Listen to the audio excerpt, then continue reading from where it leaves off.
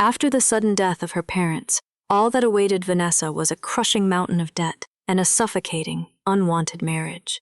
Her only escape, staging a massive, undeniable scandal. Seducing a lowly estate gardener seemed like the absolute perfect plan to ruin her engagement forever. It's a flawless strategy, but there's just one tiny problem. The gardener she's about to drag into her desperate mess isn't a servant at all. He is Theodore, the Duke of Battenberg, and a notoriously unapproachable military captain. Right now, though, he's just standing on a train platform, trying to survive his summer leave without being forcefully shackled to a bride. He unfolds yet another dramatic letter from his grandmother, who complains that her heart has burned to ashes waiting for his reply. The royal family is aggressively pushing a fresh stack of marriage proposals onto his desk. Theodore just flashes a cynical smile, completely unfazed by the relentless, exhausting nagging. His subordinate, River, sighs at the incredibly familiar routine. Every single time the captain takes a leave of absence, it's an endless parade of diamond rings, forced engagements, and desperate matchmaking. Love letters flood the Admiralty for him every single day. He could any high-ranking aristocratic woman instantly. So why does he completely refuse? Theodore casually tips his hat, his voice perfectly calm as he drops a rather bleak confession. Isn't it all just dreadful and hollow? He asks. He's talking about love, of course. Sounds like a deeply romantic guy, right? He has absolutely zero interest in playing society's exhausting, shallow emotional games. Eager to kill the uncomfortable subject, Theodore abruptly demands to hear about River's summer plans instead. River explains he's heading down south to Gloucester Castle. His uncle works as a head gardener for the Somerset family and desperately needs some extra hands to manage the massive estate this season.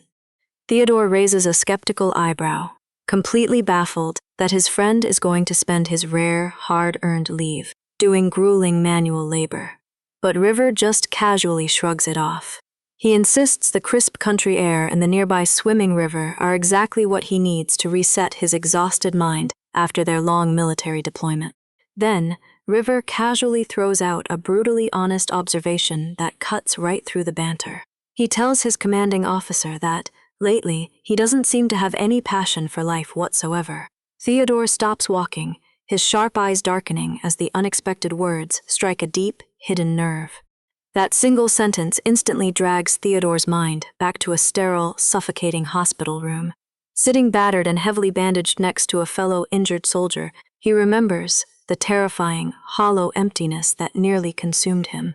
A lingering trauma that might just push him right into a certain fake gardener's path. Back in the suffocating, sterile quiet of that field hospital, the memories hit him incredibly hard. A fellow injured soldier had looked right through his flawless, composed military facade. With his dying breaths, the man bluntly pointed out that Theodore was completely trapped in his own rigid, emotionless mind. He warned the Duke that if he kept living like a cold, unfeeling machine, he would stay utterly hollow forever. It was a brutally honest assessment from a man who had nothing left to lose. The soldier's final, desperate wish wasn't about battlefield glory or royal duty. He simply begged the Duke to stop calculating every single move on a mental chessboard and try listening to his heart instead. Sounds absurd for a military genius, right? But the man wanted Theodore to give in to his raw, untamed urges just once in his miserable life. He swore that if he blindly followed his deepest desires, something truly wonderful would finally bloom from the absolute chaos. Snapped back to reality on the bustling train platform, that lingering echo shifts something profound inside the unapproachable captain. Without warning, he interrupts his subordinate, asking to confirm exactly where his relative's southern estate is located. River blinks in absolute confusion. Theodore just flashes a rare, dangerously bright smile and casually announces that he has completely changed his mind. He is officially crashing his friend's grueling manual labor summer vacation. I guess the Somerset estate is about to get a very overqualified new gardener.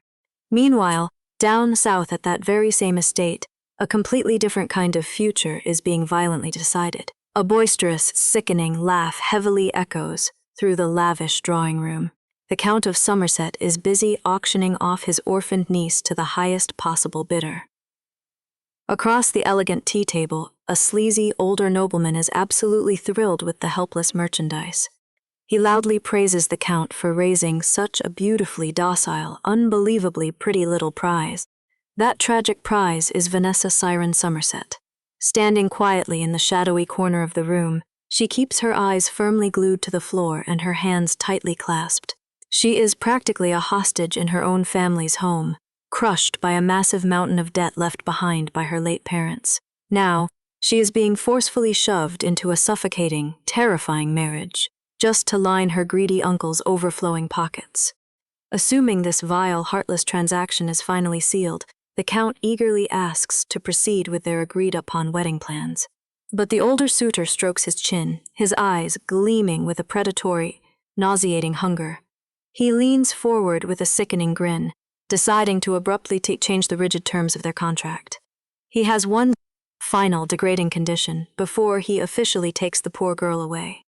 Trapped in a suffocating, invisible cage of nasty thorns, Vanessa completely freezes as the Baron makes a horrifying demand. He boldly requests absolute, undeniable proof that his new bride is perfectly pure before he signs any legal papers.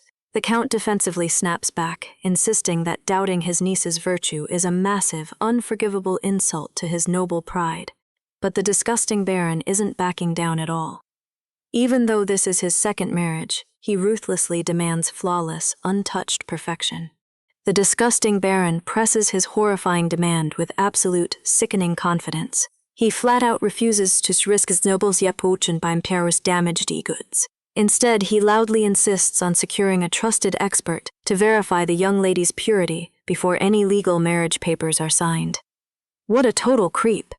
Hidden quietly in the shadows of the drawing room, Vanessa listens to this deeply degrading negotiation with dead, empty eyes. They aren't discussing a human life at all. They are casually appraising a helpless piece of property to ensure maximum value. The sheer humiliation burns a quiet, desperate fire in her chest. The bitter reality of her legally helpless situation slowly crushes any lingering hope of escape. When her parents tragically passed away, every single ounce of authority over the Somerset estate transferred directly to her greedy, heartless uncle. Vanessa immediately lost all legal claim to her prestigious family name and her rightful inheritance. Mr. Wyatt now dictates absolutely everything with an iron fist. From the modest clothes on her back to the tiny pennies she spends, she is a powerless prisoner trapped inside her own childhood home, and his ultimate, unforgivable betrayal, ruthlessly auctioning her off to a predatory nobleman the very second she came of age. Suffocated by the toxic, heavy atmosphere of the lavish manor, Vanessa desperately flees outside into the sprawling, sunlit estate gardens. She just needs a single moment of quiet refuge away from the greedy monsters deciding her awful future. Reaching a secluded grove, she slumps exhaustedly against the thick trunk of a heavy pomegranate tree. The crisp summer air offers very little comfort for her racing, anxious heart. She thought the garden would help. Brushing a stray lock of blonde hair from her tired face, she bitterly accepts her grim, inescapable reality. She truly is just disposable merchandise, waiting to be boxed up and shipped away to a stranger's house. A ripe pomegranate suddenly snaps from a low branch, hitting the soft grass with a heavy, solitary thud. Staring down at the slightly bruised fruit, Vanessa sarcastically whispers the Baron's cruel, dehumanizing insult to herself. Damaged goods. What a perfectly vile description for her currently shattered, hopeless life. It feels like the entire universe is mocking her pain. Sounds like a completely hopeless tragedy, right? But before she can spiral any deeper into that suffocating dark despair, a strange, completely out-of-place scent suddenly drifts through the fragrant garden air. She blinks in absolute confusion, her nose crinkling as she easily recognizes the distinct, sharp smell of burning tobacco. Startled by the unexpected intrusion, she cautiously peers up into the dense, green canopy towering high above her head. Hidden quietly among the sun-dappled leaves sits a broad-shouldered, incredibly handsome stranger, casually taking a long, slow drag from his cigarette. The Duke of Battenberg has officially crashed his subordinate's peaceful summer job. He is quietly masquerading as the estate's rugged new gardener to escape his family's relentless matchmaking. Completely by accident, this notoriously unapproachable military captain has just eavesdropped on the most miserable, vulnerable moment of Vanessa's life. Unbeknownst to both of them, the perfect partner for a catastrophic engagement-ruining scandal has just dropped right into her desperate path. As he calmly exhales a thin cloud of smoke, Theodore gazes down from the sun-dappled branches, a ruined heiress and a disguised duke. Their scandalous summer has officially begun. Following the tragic death of her parents, Vanessa's future holds nothing but crippling debt and a forced, unwanted marriage. She desperately needs a massive scandal to ruin the engagement, and time's rapidly running out. But during a quiet stroll across the estate, she spots a rugged stranger resting beneath the shade of a massive tree. With his casually unbuttoned shirt, he certainly doesn't look like a standard gardener. She freezes on the stone path. As the man takes a slow, deliberate drag from his cigarette, he shifts his gaze directly onto her. Piercing blue eyes lock with hers through the dappled sunlight. A sudden heavy flush creeps across Vanessa's cheeks as her pulse begins to hammer against her ribs. Could this mysterious, unkempt employee be exactly the kind of trouble she's looking for? Gathering her courage, she nervously clutches her dress and takes a hesitant step forward to introduce herself. But she barely manages a stammered greeting before her frantic maid, Mary, comes sprinting across the lawn. The breathless servant immediately begins scolding Vanessa for wandering off without a word. Flustered by the sudden interruption, Vanessa quickly points back toward the shade, asking Mary if she knows the man. But as she turns her head, her breath catches in her throat. The base of the tree is completely empty. The rugged stranger has vanished into thin air. The only proof he was ever there is a faintly smoking cigarette left abandoned in the grass. A full week passes, and Vanessa's curiosity has evolved into a daily routine of trailing his every move. From the safety of the estate's stone archways, she quietly watches him harvest pomegranates. Even his co-worker notices the heavy scrutiny. He nervously nudges his captain, pointing out that the lady of the house has been stalking him for days and clearly wants a word. If he doesn't want her attention, I certainly do. But Theodore doesn't even bother to look over his shoulder. Unfazed, he coldly dismisses the idea of speaking to her. It'll just be a boring story about how she fell in love at that first sight, he mutters, assuming she's just another smitten noblewoman. It's cliché just thinking about it. Sounds simple, right? Except Vanessa isn't looking for romance, she's looking for ruin. From the safety of the estate's stone archways, Vanessa continues her daily, not-so-subtle observation of the handsome groundskeeper. But what she doesn't realize is that the rugged employee is harboring a massive secret of his own. As they harvest the heavy fruit, his subordinate nervously suggests coming clean to the smitten lady. He points out that Theodore isn't actually just the gardener's helpful nephew. Beneath that sweaty, dirt-stained shirt is a high-ranking military captain operating in strict hiding. The frantic aide practically begs him to relocate to a nearby private villa. He is absolutely horrified that his commanding officer is roughing it in a dilapidated, spider-infested garden shed. To a man accustomed to standard military discipline and proper resources, every single outdated thing about this rural estate clearly makes the poor subordinate miserable. But Theodore coldly shuts the complaints down with a single word.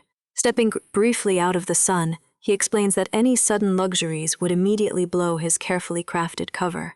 If word reaches his wealthy family, he'll be dragged straight back to a Safasiti Mahal to face the absolute worst arranged marriage imaginable. Sounds familiar, right? Both of these stubborn nobles are desperately hiding out to escape unwanted engagements. Despite the grueling manual labor and the constant dirt caked beneath his fingernails, the disguised captain insists he's genuinely at peace here. Waving off the concern, he bluntly tells his aide, "I'm quite enjoying myself right now, so you should put away your useless worries." The subordinate just stares back in utter disbelief. How could a prestigious officer possibly find any joy in a rundown place like this? To Theodore, this forgotten countryside manor is an absolute paradise for a secret getaway.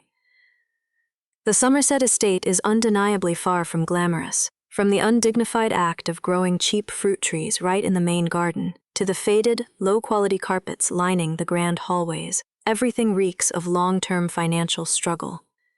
Even the proud family crest mounted on the wall is forged from cheap, tarnished copper instead of solid gold. Yet, despite the crumbling walls and empty coffers, this impoverished estate houses the exact kind of trouble he's trying to avoid. And the desperate woman plotting her own social ruin is marching right toward his perfect sanctuary. Deep in the sprawling, overgrown gardens, Theodore is thoroughly enjoying his temporary freedom from high society. Beneath the heavy, shaded canopy of the estate's fruit trees, the disguised military captain casually goes about his simple chores. He assumes he is perfectly safe from any suffocating aristocratic drama out here in the quiet countryside. But he is totally oblivious to the desperate noblewoman actively plotting to use him for her own ruin. As he reaches down to gather the fallen harvest, Vanessa steps right into his peaceful sanctuary. Clutching a stolen pomegranate in her hands, she nervously calls out to the handsome groundskeeper, entirely unaware of his prestigious true rank. A heavy, suffocating silence quickly falls between them as the tall man straightens up. Blushing deeply under the dappled sunlight, Vanessa struggles to find the right words to proposition a total stranger. Her fingers dig nervously into the tough skin of the fruit as she quietly asks if he has a spare moment to talk. But the runaway captain has absolutely zero interest in indulging what he assumes is just another naive, love-struck noblewoman. Without even bothering to fully turn around and face her, he flatly rejects the quiet request. He coldly claims he is far too busy working to chat, eager to instantly shut her down and protect his peaceful cover. Good luck with that, Captain. Realizing he is about to walk away and ruin her only chance at a scandal, utter panic takes over. She desperately blurts out the humble alias he goes by, freezing his heavy boots right in the summer grass. Taking a deep, shaky breath, Vanessa boldly announces across the empty lawn that she has a formal proposal for him. The sheer audacity of that specific word finally makes the stubborn captain pause. He slowly looks over his broad shoulder, his piercing blue eyes narrowing as the bright sunlight catches his handsome features. A proposal? That is certainly the absolute last thing a runaway bachelor expecting a cliché love confession thought he would hear today. With her pulse hammering wildly against her ribs, Vanessa refuses to back down now. She holds his intimidating gaze, her grip tightening so fiercely on the fruit in her hands that the thick skin violently bursts open. Bright red juice immediately drips down her trembling pale fingers, splashing onto the grass like drops of fresh blood. Staring up at him with flushed cheeks and desperate, unwavering eyes, she finally lays her scandalous cards on the table. She isn't here to offer him a sweet, innocent romance. She firmly declares that she wants to buy him. Has this disguised military officer just stumbled straight into the exact kind of messy entanglement he was trying to escape? 1 week ago, Vanessa finds herself desperately searching for a way out of her impending nightmare. Sitting in the sunlit parlor with her oldest friends, the Winchester siblings, they try to brainstorm ridiculous escape plans to keep the mood light. Rosaline playfully suggests she act completely insane, or maybe even dress up as a disastrous country bumpkin in one of their grandmother's old dresses. Blair just pushes up his glasses, dryly pointing out that her terrifyingly old fiancé, the 70-year-old Baron Howard, might actually be morbidly into that. After all, the man is nearly prehistoric. But the laughter quickly fades, leaving a bitter taste in its wake. Looking back on their carefree school days together fills Vanessa with dread.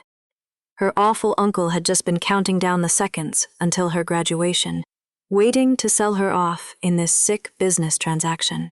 Stripped of all her choices and buried in debt, she leans her head back against the couch in sheer, suffocating exhaustion. She is completely trapped. A heavy, unbroken silence falls over the grand room, but Blair isn't ready to give up on her just yet.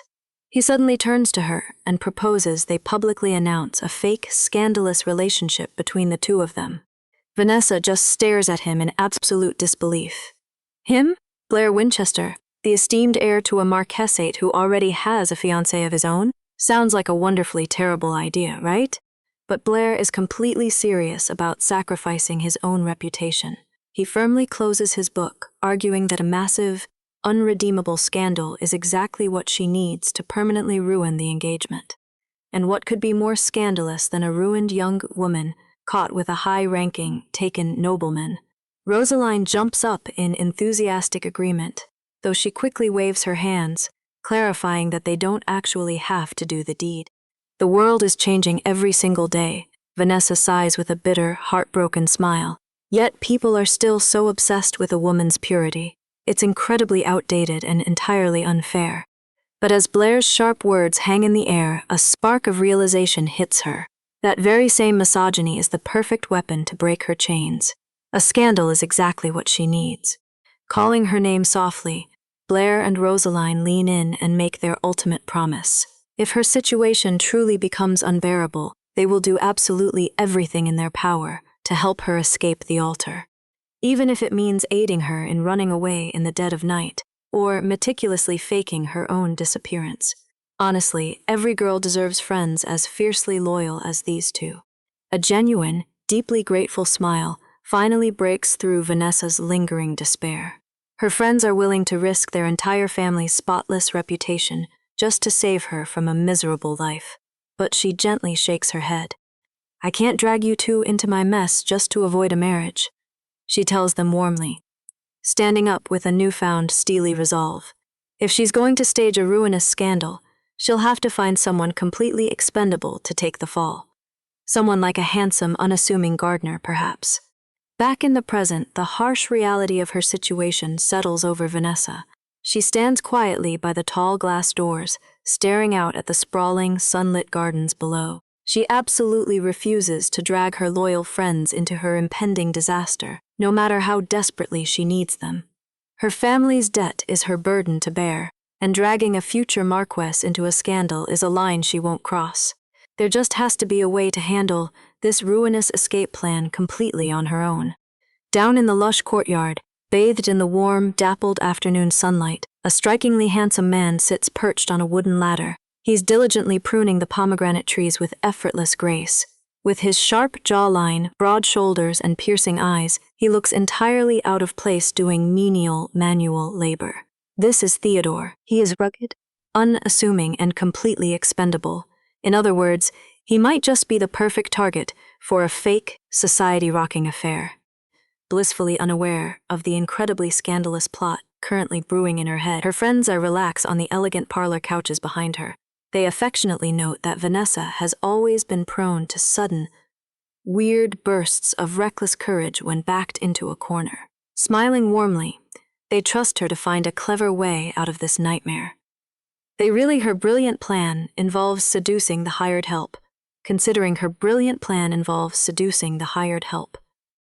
Keeping her gaze locked on the gorgeous laborer outside, Vanessa subtly questions her maid about his identity. She's never seen him around the estate before, but his commanding presence is impossible to ignore. The servant eagerly gossips that the man is none other than the head gardener's nephew, River Roth. According to the excited whispers echoing through the castle halls, he's a petty officer in the Royal Navy who just survived the bloody Battle of Potsdam. Supposedly granted a well-deserved leave for his military service, he claims to just be helping his aging uncle with the estate work to pass the time. Naturally, every single maid in the entire manor is in an absolute swooning uproar over his rugged arrival. Honestly, with a face like that, can you really blame them? If he doesn't want her, I certainly do. But as Vanessa watches him take a drag from his cigarette, a heavy frown of confusion creases her forehead. She actually remembers the real River Roth from their childhood days running around the estate. That little boy was a sniveling, snot-nosed crybaby who was always wailing for people to wait up for him. Did puberty really magically transform that weeping, helpless toddler into this towering, chiseled masterpiece of a man? The math just isn't adding up at all, and she suspects this handsome gardener might be hiding a few secrets of his own. Still, she isn't about to look a gift horse in the mouth. If this mysterious man is someone she technically already knows, convincing him to partake in a fake, reputation-destroying romance will be so much easier. Steeling her nerves, she calls out to her maid. It's time to set her scandalous trap. Vanessa stands at the edge of the grand stone veranda, her gaze fixed entirely on the expansive gardens below. She casually mentions to a confused Mary that the easiest way to prevent a forced sale is to damage the goods until there are no buyers. The ensuing scandal has to be hers and hers alone, completely untethered from her loyal friends. Looking down at the broad, muscular shoulders of the supposed River Roth, she can't help but think he's the perfect candidate to drag into the mud. His commanding physical attributes are certainly impressive enough to make any sordid, passionate rumor instantly believable. Murmuring to herself that it's almost as if God sent down a rugged apostle just to save her from a miserable life, Vanessa abruptly turns around. She swiftly dismisses her bewildered maid back inside the manor, claiming she has important estate business to discuss with Mr. Roth. With her heart thumping wildly against her ribs, she gathers her elegant skirts and rushes out into the sun-drenched courtyard to corner her unsuspecting prey. Marching right up to the towering gardener under the shade of a heavy pomegranate tree, Vanessa doesn't hesitate to drop her bombshell. She boldly propositions him right there in the dirt. "Be my lover for the summer. I'll pay you handsomely." Theodore just stares down at her in a heavy silence. His sharp emerald eyes are completely unreadable, as the sheer audacity of her financial demand hangs in the humid air. Has any desperate noble lady ever propositioned the hired help with such a straight face?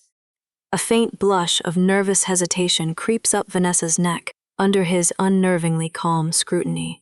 The only sound in the quiet orchard is the wet, sickening squelch of a ripe pomegranate being effortlessly crushed in Theodore's massive hand. Its deep red juice drips down his calloused knuckles like fresh blood.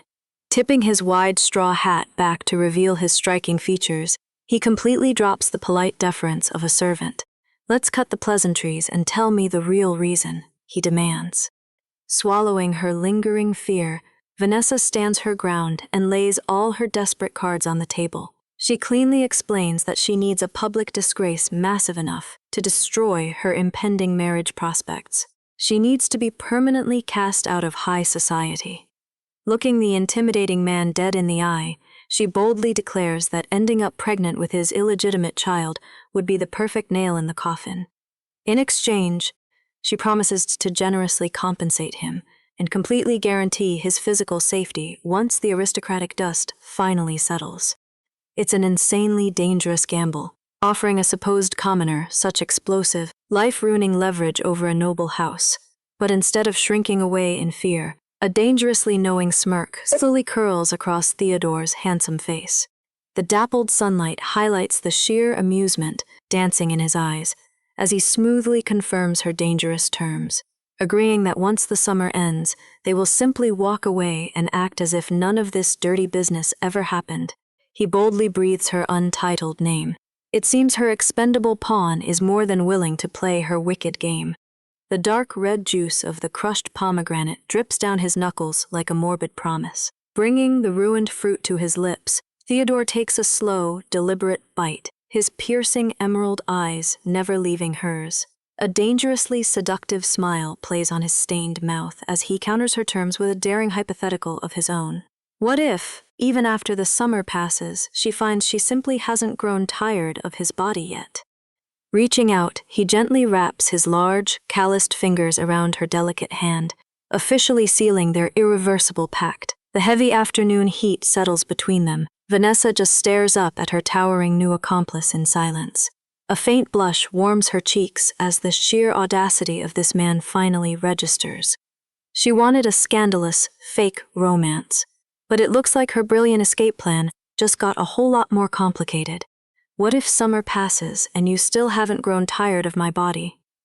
The low, teasing question catches Vanessa entirely off guard, sending a furious blush across her cheeks. Flustered by the sheer audacity of his words, she forcefully shoves the tall gardener away. She firmly insists that such a ridiculous thing will never, ever happen. Sounds simple, right?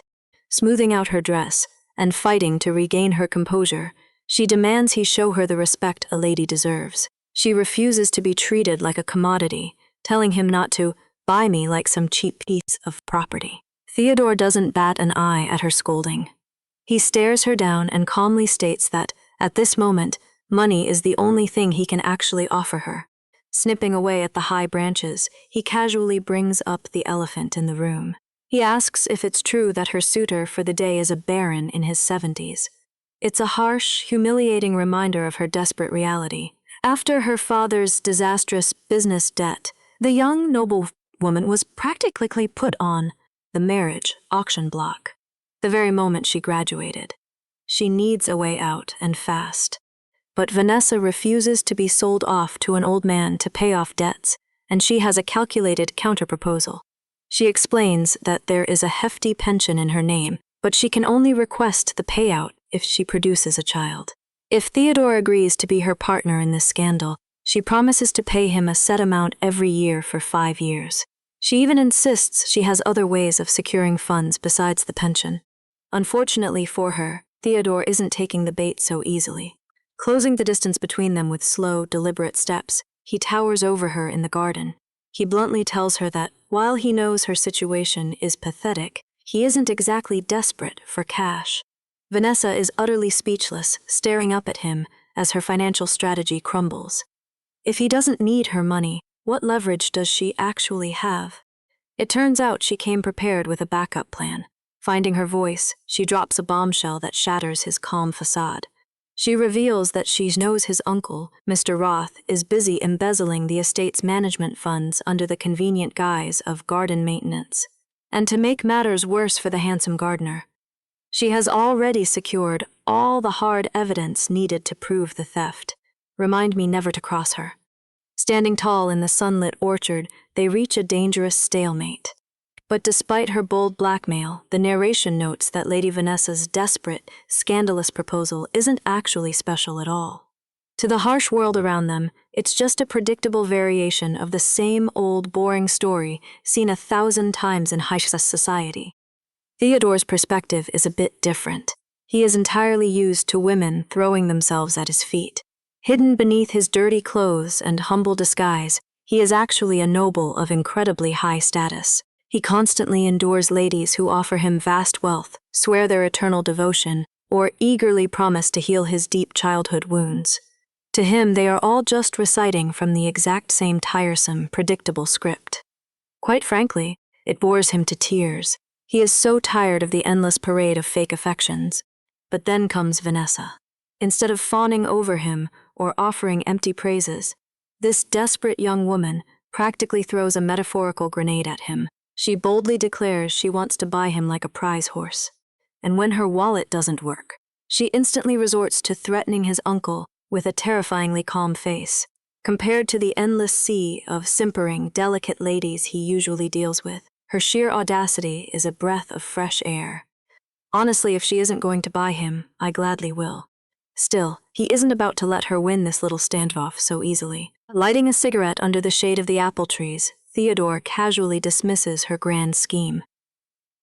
Why on earth would he care if his uncle is skimming some funds? He points out that her attempt at blackmail is incredibly pathetic. Leaning in through the curling smoke, he murmurs a scandalous suggestion. If she just wanted to get him into bed, she should have confessed her love instead of playing the villain. Vanessa is completely stunned by his shameless teasing, but she absolutely refuses to back down. Instead of playing his twisted game or giving in to her embarrassment, she looks him dead in the eye and asks a simple, cutting question. Isn't it deceptive to declare love for someone when you don't actually feel anything for them at all? It's an earnest, frustratingly honest response that completely shatters his bored exterior. His eyes widen in genuine surprise. Quickly masking his reaction, the handsome gardener decides to test her resolve one last time. He sighs deeply, declaring that if she won't play along with his terms, their negotiations are officially over. As he turns his back and begins to walk away through the sunlit orchard, Vanessa immediately panics. She desperately calls out for him to wait. Theodore pauses, slowly glancing back over his shoulder, with a faint, dangerously captivating smirk playing on his lips. Dropping his cigarette into the grass, he completely flips the script on her once again. He asks if all he really has to do to fix her problems is fall in love with her. Closing the distance between them with slow, deliberate steps, he towers over the flustered noblewoman. He smoothly points out that whether she tries to ruthlessly blackmail him or softly confess her feelings, the result is exactly the same. If he isn't moved by her, then her entire plan is doomed to fail anyway. Vanessa is breathless, her cheeks flushed as she stammers, asking what he means by that. Without a single word of warning, Theodore's large hand reaches up, firmly grasping the back of her neck. He pulls her in close under the dappled sunlight, tangling his fingers in her golden hair. She lets out a sharp gasp. The tables haven't just turned, they've completely flipped, and she is right where he wants her. Theodore doesn't give her a single second to process his bold challenge. With a sudden, forceful pull, he closes the distance and crashes his lips against hers right in the middle of the sunlit garden. He originally intends for this rough, sudden kiss to be nothing more than a humiliating lesson, a sharp physical way to put the audacious noblewoman in her rightful place. But the very moment their lips meet, his entire cynical mindset short-circuits. He realizes with a startling jolt that she is incredibly soft, completely shattering his arrogant, bored assumption that kissing a desperate stranger would be a disgusting chore. Instead of pushing her away, he finds himself deepening the embrace. Gripping her waist tighter as the dappled sunlight filters through the leaves, a dangerous new question echoes in his mind. Does he actually desire this frustratingly bold woman? Finally breaking the kiss, a silvery thread of saliva catches in the warm summer air as Vanessa gasps for breath. Thoroughly flustered and furiously wiping her bruised lips, she stares up at him in utter disbelief. Theodore simply looks down at her with a calm, maddeningly unbothered expression. He casually tilts his head and asks if his little performance was up to her high standards. Still reeling from the sudden, breathless intimacy, Vanessa can barely form a coherent thought. Her grand, calculated plan to simply buy his cooperation and blackmail her way to freedom feels entirely ruined by one unexpected kiss. Trembling slightly under his heavy gaze, she quietly admits that she doesn't know how to handle him anymore.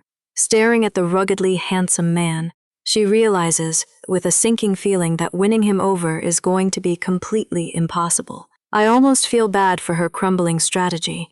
Unfortunately for the desperate lady, her scandalous little garden rendezvous hasn't gone as unnoticed as she desperately hoped. High above the sprawling courtyard, framed by the grand arched windows of the estate, a red-haired gentleman quietly observes the strange pair. Lounging on the indoor sill with a thick book in hand, his sharp eyes track their every move. He calmly calls out to his butler, pointing a finger down at the courtyard. Watching Theodore carry a heavy crate of fruit beside a flustered Vanessa, he dryly notes that the tall, imposing man is a completely unfamiliar face around the castle grounds. The aging butler quickly fills him in on the official cover story. He explains the stranger is Mr. Roth, the gardener's nephew, supposedly on temporary leave from the Navy to help with the summer labor. The red-haired man pushes his gold-rimmed glasses up his nose, narrowing his eyes as he carefully mulls over the convenient excuse. A seasoned Navy man choosing to play in the dirt on his time off? He isn't buying a single word of it. Without missing a beat, he turns from the glass and strictly orders his servant to launch a full, discreet investigation into this supposedly humble laborer. The servant is visibly confused by the sudden command, wondering aloud why his wealthy master would possibly care about the background of a lowly maintenance worker. Tapping his fingers thoughtfully against the embossed leather cover of his book, the noble doesn't break his intense gaze from the sunny courtyard below.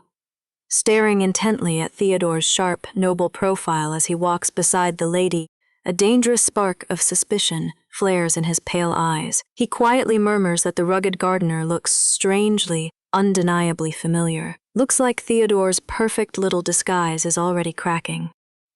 Inside the quiet estate, Rosaline peeks into the hallway to find Blair lounging on a windowsill. He quickly reminds her they have less than a month until their grand tour departs. She couldn't care less about packing. Collapsing onto the plush sofa with a heavy sigh, her thoughts turn entirely to the one person staying behind. She wishes Vanessa would just come with them. Rosaline even offered to cover all travel expenses to repay her friend's hospitality. But Vanessa stubbornly refuses. The truth of the matter hangs heavy in the air. Blair points out the grim reality. The Count of Somerset is treating this engagement like a rushed business transaction. How can a girl who just graduated be dragged to the altar? Yet they both admit that complying might be Vanessa's fastest route to independence. Staring out the glass, Blair tries to play it cool. He mutters that it's completely normal for a noblewoman to take on a lover after getting married. The flippant comment earns him a sharp reprimand from Rosaline. If you ask me, he's projecting a little too much. Scrambling to cover his tracks, Blair insists he only cherishes their long-standing friendship. The air grows thick. Rosaline gently reminds him of his own arranged engagement. His jaw clenches tight. Staring through the glass, he finally admits this separation is for the best. Down below in the sunlit garden, Vanessa wanders alone, unaware of the hearts breaking to keep her safe. A few days pass, and the tension hanging over the estate only thickens. Out in the sun-drenched gardens, Theodore silently prunes the hedges, keeping his head down as he works. But it's entirely impossible to ignore the gossiping staff. Pausing to wipe their brows, the older gardeners point toward the glass gazebo, noting yet another luxury carriage arriving. Today's visitor is Count Rawdon. It seems the previous negotiations with an elderly baron completely fell apart. Vanessa sits trapped in the pavilion, her eyes cast downward as she's paraded before yet another grim prospect. The servants aren't shy about sharing their absolute disgust. A young maid hurries over to bring a tray of cold drinks to Theodore, whispering frantically about the new suitor. She insists the 70-year-old baron was actually a better option. The rumors surrounding Count Rawdon are beyond vile.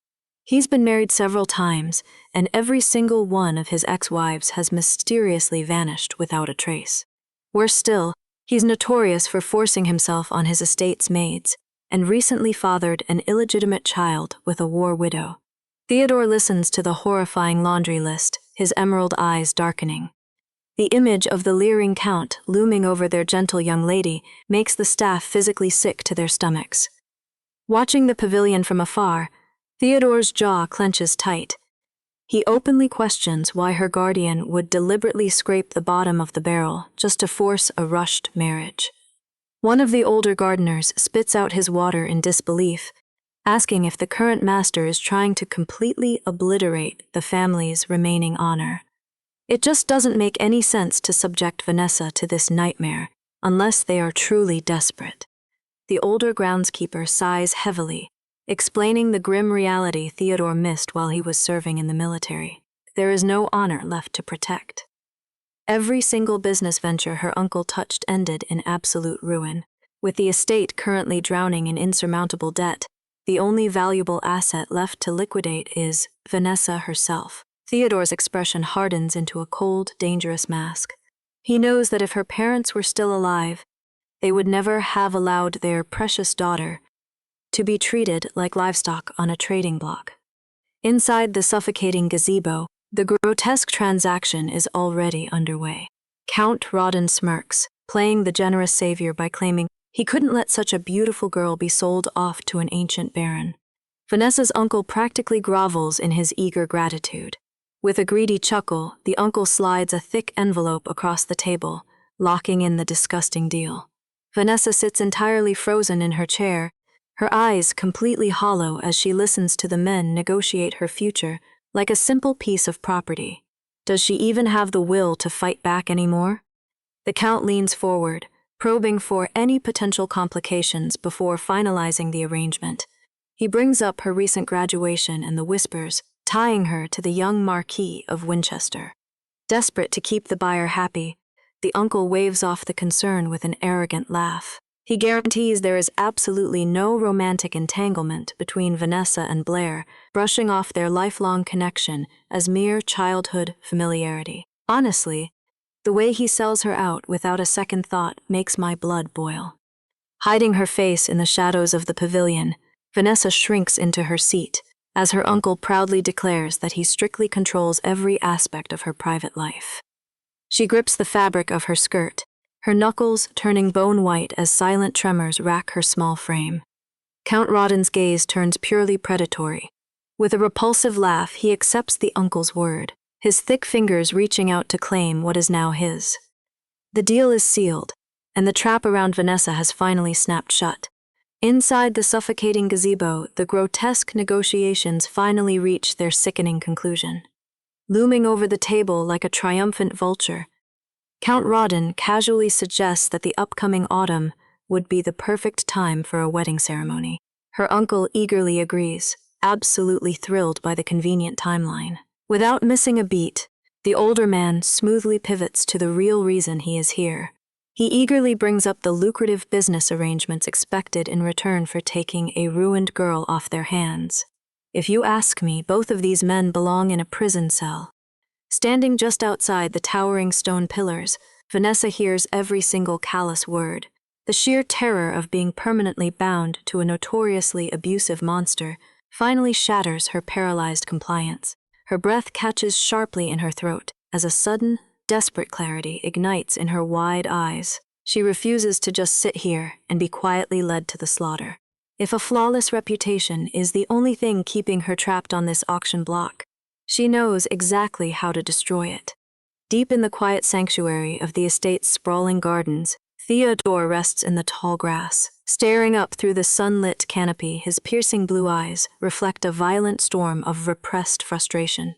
He heard every gruesome detail of the transaction, yet as a mere gardener, he has absolutely no right to intervene. The heavy burden of knowing her tragic fate is permanently sealed weighs down his broad shoulders. As the late afternoon sun paints the horizon in vibrant shades of gold and orange, Theodore finally turns his back on the manor and walks away. Suddenly, a frantic voice shatters the twilight silence, desperately shouting his name. He glances back over his shoulder to find Vanessa sprinting down the stone path. Completely abandoning her strict aristocratic grace, she practically begs him to stop and talk to her for just a moment. Remembering his lowly place in the estate's social hierarchy, Theodore coldly replies that they have absolutely nothing left to discuss. He turns away again, quickening his pace to leave her behind in the dust. But Vanessa refuses to let her very last lifeline slip away. Chasing after his retreating figure, she blurts out a frantic, breathless plea. "Let's do it again." The sheer audacity of her request stops him dead in his tracks. A heavy, loaded silence immediately falls over the sun-drenched pathway. Slowly turning to face her, Theodore's stoic mask slips just enough to demand what on earth she is talking about. Standing in the dappled sunlight, Vanessa gasps for breath. Heavy tears of desperation well up in her eyes as the sheer humiliation of her own proposal washes over her. Swallowing her lingering pride, she fiercely clarifies that she means buns the kiss. It is the absolute only way to orchestrate a scandal massive enough to completely ruin her cursed engagement. Mustering every single ounce of courage she has left, Vanessa takes a tentative step forward. But before she can even finish stammering out her desperate plan, Theodore effortlessly closes the distance between them. The cold, distant gardener entirely vanishes. Looking down at her flushed cheeks, his lips curve into a dangerously magnetic smirk. With a soft, breathless intensity, he casually promises that this time, he is confident he can do it a bit better. Theodore isn't interested in playing along with her scandalous games. He coldly reminds her that his answer hasn't changed, turning his back on her frantic pleas. He just wants to tend the gardens in peace, not become a pawn in a noblewoman's frantic escape plan. But Vanessa simply cannot afford to take no for an answer. Panic overtaking her dignity, she lunges forward. Her fingers twist fiercely into the rough fabric of his vest as she begs him to wait, her knuckles turning white from the strain. The horrifying truth finally spills out in a trembling rush. Her uncle hasn't just been threatening her with an engagement. A firm wedding date has already been set with the despicable Count Rawdon. By autumn, she will be forced to walk down the aisle and surrender her entire lifetime to a man she loathes. The window to save herself is rapidly closing. If she doesn't ruin her own reputation entirely before the leaves change, she'll be trapped in that unwanted marriage forever. Theodore remains completely unmoved by her tragic plight, his expression hardened like stone. If she truly needs to drag a man into the mud, he has a blunt suggestion. She should go out to the city and buy a willing partner's company instead of bothering him. The harsh rejection stings, but Vanessa can only lower her eyes. A heavy flush of shame creeps across her cheeks as she softly admits the humiliating reality of her golden cage. She is strictly forbidden from ever stepping foot outside the estate. Her uncle's suffocating surveillance watches her every move. Every single servant with access to the castle is on his payroll. An affair with a lowly outsider is her only possible blind spot. Sounds like a nightmare, right? When Theodore coldly asks why she doesn't just run far away from this miserable family, her vulnerability finally cracks through. She confesses that her parents are buried near the estate, and she is the only one left to tend their graves. Theodore stares down at her in disbelief. He questions if she is really willing to swallow the brutal humiliation of high society gossip just to stay near the dead. Fear pushing her completely past the point of pride, she looks up into his eyes and drops a name that derails the entire conversation. She calls him River, gripping his hands like a lifeline. She pleads with him to remember how they used to play together in these very gardens as children. She hopes to leverage a shared history to win his help. If he refuses to help her, I definitely will. But there's just one massive problem with her emotional appeal. Theodore realizes the messy reality of the situation in a flash. He contemplates finally bursting her bubble and telling her the truth. He is merely Theodore the gardener, not her long-lost childhood friend. But a dark, possessive thought suddenly holds his tongue. If he comes clean right now, this panicked woman will just run straight to the real River Roth. She would repeat the exact same indecent proposal to him, and knowing the real River, that naive fool would probably accept her scandalous offer without a second thought. Completely oblivious to his internal debate, Vanessa continues her earnest, misguided pitch. She knows it's an offensive request, but she targeted him specifically because he's a complete outsider. In her eyes, since he isn't a nobleman, he has no formal honor to lose by getting caught in a messy affair. Theodore's gaze sharpens at her brutally privileged logic. The air grows thick with unspoken tension. He asks quietly if she would have made this proposition if he were a noble, leaving her frozen in silence. Vanessa's chest heaves as she frantically scrambles to explain the grim reality of her situation. If she were to be caught in a scandalous affair with another nobleman, her uncle wouldn't just cancel the engagement out of shame. He is a relentlessly greedy, calculating man who weighs every single relationship in gold. He would simply pivot his strategy, extorting the wealthy new partner and violently forcing her to marry him instead by any means necessary. It would just be trading one miserable cage for another, defeating the entire purpose of her rebellion. Standing before the warm, bleeding colors of the evening sky, she firmly declares that subordinating her entire life to a man through a political marriage is a fate worse than death. It is all completely meaningless to her, unless she can share her life with someone she truly loves. Theodore falls perfectly silent, his eyes fixed on her as he absorbs the raw, uncompromising honesty in her voice. He isn't used to seeing noble women with such fierce convictions. Desperate to seal the deal, she reaches out and tightly grips his hands, softly calling him River. She promises she won't ruin his peaceful vacation. The scandal will only break after Heezy has safely left the estate, leaving all the catastrophic social fallout squarely on her shoulders. As he feels her small fingers wrapped around his, Theodore silently contemplates his next move. The fleeting summer is slipping away. He could just walk away right now. Or he could reveal his true identity as a powerful duke and save her with a single authoritative word.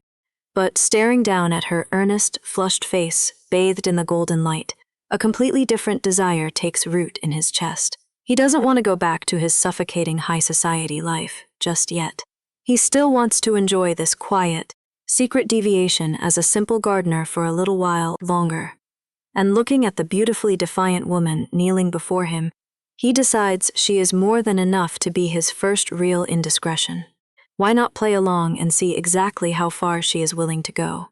Just as the heavy, unsaid tension threatens to pull them closer, a sudden flutter of birds and a sharp rustle in the grass shatters the quiet evening. Vanessa lets out a terrified shriek, instantly breaking the delicate spell. She scrambles away, shivering as she stammers over her words, losing the bold, dignified composure she had fought so hard to maintain. Startled by her sudden panic, Theodore quickly shakes off his intense thoughts, leaning in to gently instruct her to take a slow, deep breath. Tears pricking the corners of her eyes, she shrinks in on herself and finally manages to squeak out the source of her absolute terror. She is thoroughly convinced that a massive hairy spider has just crawled right under the back of her clothes. I don't blame her, honestly. All the fierce bravery she showed while proposing a life-ruining scandal completely vanishes in the face of a tiny summer bug. Without a second thought, Theodore steps firmly into her personal space to investigate. He leans over her trembling frame, his tall figure casting a comforting shadow over her, as he carefully inspects the situation. Sure enough, a small brown spider is casually resting right against the bare skin of her back, perfectly tangled in the delicate strands of her golden hair. As he gets agonizingly close to her exposed shoulders, Vanessa freezes completely. Her face burns a deep crimson as she waits for him to save her from the eight-legged intruder. Theodore steps closer, his heavy leather boots crushing the grass as he looks down at her trembling form. He does a quick visual sweep of the area, scanning the stone steps and her immediate surroundings, but there is absolutely no eight-legged monster in sight. A faint, amused smirk finally touches his lips, replacing his previously cold demeanor. His voice is perfectly calm, almost teasing, as he shatters her terrifying illusion. He bluntly points out that she most likely just felt a loose strand of her own golden hair tickling her bare shoulders in the evening breeze. But Vanessa is completely beyond reason, her panic overriding any sense of high society decorum. Flushed and tearful, she twists around and insists he look closer. She is thoroughly convinced she can feel the phantom bug crawling beneath the delicate fabric of her dress. I can't even blame her for losing her mind over this. She practically begs him to search deeper. Theodore's brows rise in mild disbelief at her frantic request. He asks point-blank if she seriously wants a strange man to just shove his bare hand straight down her clothes. Without missing a single beat, she frantically nods yes. Theodore stares down at her shivering figure, completely baffled by the sheer absurdity of the situation. He can't help but wonder if this sudden vulnerability is all part of her master plan. Is this a highly calculated, incredibly bold move to kickstart her scandalous affair right here in the dirt? Or is this deeply sheltered noblewoman actually just dangerously, hopelessly naive about how the world really works? There is really only one way to find out just how far she is willing to let this go. Slowly, he closes the final bit of distance between them. His large hand hovers over her delicate frame for a brief second before his bare fingertips gently make contact with the sensitive skin of her back. Vanessa flinches instantly at the sudden, electrifying touch. Her heart hammers wildly against her ribs, the sound practically deafening in the quiet garden. Deliberately, he slips his fingers just beneath the edge of her dress, letting knuckles brush against the soft curve of her spine. It is a wildly intimate gesture for a supposed stranger. It tests exactly how far she is willing to let this scandalous game go before she finally breaks. He leans in closer, pulling her back against his solid chest and completely enveloping her in his towering shadow. His face hovers mere inches from hers, the heat of his breath grazing her flushed cheek. Lowering his voice to a dangerous, husky murmur, he casually admits that he still isn't sure if there's a spider hiding in there. He asks her what completely trapped in his tightening embrace, leaving her completely trapped in his tightening embrace as the summer sun finally sets. A name slips from her lips like a fragile secret. River. But before she can untangle the memories attached to it, Theodore is already moving. He leans in close, his lips brushing against her bare shoulder, sending a sudden, electric jolt straight to her core. She lets out a soft, helpless whimper, her hands entirely useless against his chest. He pauses his assault. His gaze is heavy and entirely unreadable, as his long fingers gently pull the slipped fabric of her dress back into place. He murmurs that the spider she used as an excuse is already gone. Sounds simple, right? But then he pulls back just enough to give her a frustratingly polite out, asking if they should stop here. The air between them hangs by a single, fraying thread. Vanessa clutches the bodice of her dress, her heart hammering loud enough for the entire garden to hear. She could easily walk away from this staged scandal right now. Instead, she swallows her remaining hesitation. Meeting his intense stare, she tells him no. She tells him to keep going. That soft command is all the invitation he needs. The world abruptly tilts as he presses her down into the sun-drenched grass, capturing her lips in a dizzying, passionate kiss. It feels deep, desperate, and entirely too real for a supposedly fake marriage arrangement. Honestly, witnessing this kind of chemistry makes my heart skip a beat right along with hers. Overwhelmed, she covers her mouth to muffle a ragged breath, her mind racing with a startling, impossible realization. She stares up at his handsome face, utterly bewildered. Is this incredibly dominant, breathtaking man truly the River Roth from her past? He is completely and utterly unrecognizable from the crying, snot-nosed little boy she remembers from their childhood. Theodore effortlessly interrupts her spiraling thoughts. Pinning her securely beneath his shadow, he issues a dangerous, low challenge. He wants to know if she is truly confident she won't be weeping and begging for his touch by the time summer ends. His lips curve into a wicked, confident smirk as he proposes a dangerous bet. Let's see who ends up clinging to whom. Before she can even formulate a defense against that sheer arrogance, the tension completely snaps. Theodore suddenly pushes himself off her, casually dusting the dirt from his knees. He drops a massive bombshell, declaring he doesn't need a child and that his body isn't capable of having one anyway. Left lying in the grass, a flushed and thoroughly confused Vanessa can only blink. Wait, does he mean biologically? Or is there another secret he's hiding? Theodore doesn't give her a single moment to process his unexpected confession. He leans back over her, suggesting they simply enjoy each other's company instead. He casually warns that their scandalous arrangement might ruin her reputation just a bit.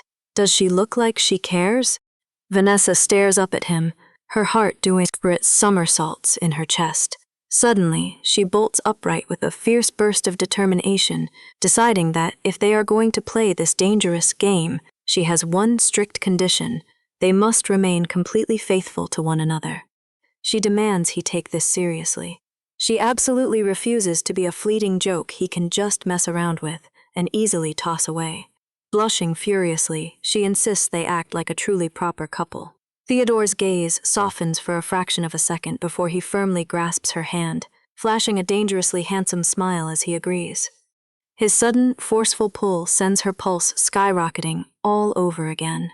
But Vanessa stubbornly holds her ground, boldly answering his earlier challenge without hesitation. Her face is burning hot, yet her voice doesn't waver in the slightest as she declares she is absolutely confident she will win. Clutching her dress tightly against her chest, she makes a fierce, unyielding vow. She swears that even if it kills her, she will never be the first one to confess her love. I love a girl who fights back. Theodore hovers over her once again, highly amused by her fiery declaration. He smoothly replies that he is looking forward to it, even if he doesn't personally believe in God. Then his fingers gently trail down her arm. He murmurs a dangerously soft question, asking if they should finish what they started.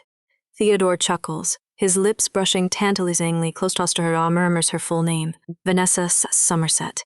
She had so confidently claimed that this summer scandal would be short-lived, just a fleeting whisper in the grand scheme of things. But Theodore's dark eyes gleam with a very different kind of promise. He softly counters that, from his own personal experience, the season down here in the South is painfully, brutally long. He doesn't break eye contact for a single second. The heavy, sun-drenched air between them thickens as he weaves a vivid, weighted metaphor. This seemingly endless, southern summer provides more than enough time for things to grow and change. He whispers that it is plenty of time to make immature, stubborn roses finally bloom in absolute, breathtaking splendor. And, more importantly, it is enough time to coax them into blooming all over again. His large hand slides possessively into her hair, sending a fresh wave of heat straight to her core. He breathes her name, the sound low and deeply intoxicating. Every ounce of his earlier amusement has hardened into sharp, undeniable intent. Leaning in so close that they are sharing the exact same breath, he delivers a final, arrogant warning. She really shouldn't have made a bet that she is already destined to lose. Before Vanessa can even open her mouth to protest his sheer audacity, Theodore captures her lips again. The kiss is deeply possessive, and overwhelmingly tender all at once, sealing their reckless wager under the blinding summer sun. Honestly, I think she might have just met her match. Theodore guides Vanessa out of the darkness, stopping before a rustic cabin hidden among the trees. He gently warns her to watch her head as they step inside. Noting her exhaustion, he softly suggests she get some rest while he fetches water for her to wash up. She looks up at him, still trying to process everything that has happened tonight. Left completely alone in the dim room, the overwhelming stillness quickly settles around her. She stands frozen for a moment, the weight of the evening finally catching up to her. But the quiet only makes her mind race faster. Suddenly, the vivid memory of their sunlit, passionate kiss floods her senses, completely overpowering her exhaustion. Her face is entirely flushed with heat. Did she really just do something so reckless with him? She buries her face in her hands, completely mortified by her own boldness. If I were her, I'd be hiding under the bed. Her frantic introspection is abruptly cut short. A faint, unexpected gleam catches her eye from the nearby desk, cutting through the dim lighting of the room. Curiosity overriding her embarrassment, she leans in to investigate the source of the glow. Outside the room, water sloshes in a heavy wooden bucket as Theodore makes his way back. He breaks the silence, calmly asking what she is doing. She jumps, whirling around with a guilty, startled expression. Staring down at the luxury inkwells and stationery, she nervously questions if a naval officer really makes that kind of money. He lowers his gaze, a subtle shift in his demeanor. He simply replies that his pay isn't exactly low. Trying to regain the upper hand, she awkwardly points out that blowing a high salary on designer brands seems a bit irresponsible. Ignoring her advice, he steps into her space and gently presses a damp cloth to her skin. He casually insists on handling this himself. He doesn't back away. Glancing around the rustic room, he smoothly points out that there are no mirrors here. To make matters worse, she is a mess in places her hands can't even reach. A dangerous silence stretches between them. As Theodore gently presses a damp cloth against her bare shoulder, the sheer intimacy of the cramped space makes her blush furiously. The cool water trails down her sensitive skin, sending an involuntary shiver down her spine. Feeling utterly exposed under his heavy gaze, she nervously looks away. Does she really look that filthy? He doesn't miss a beat.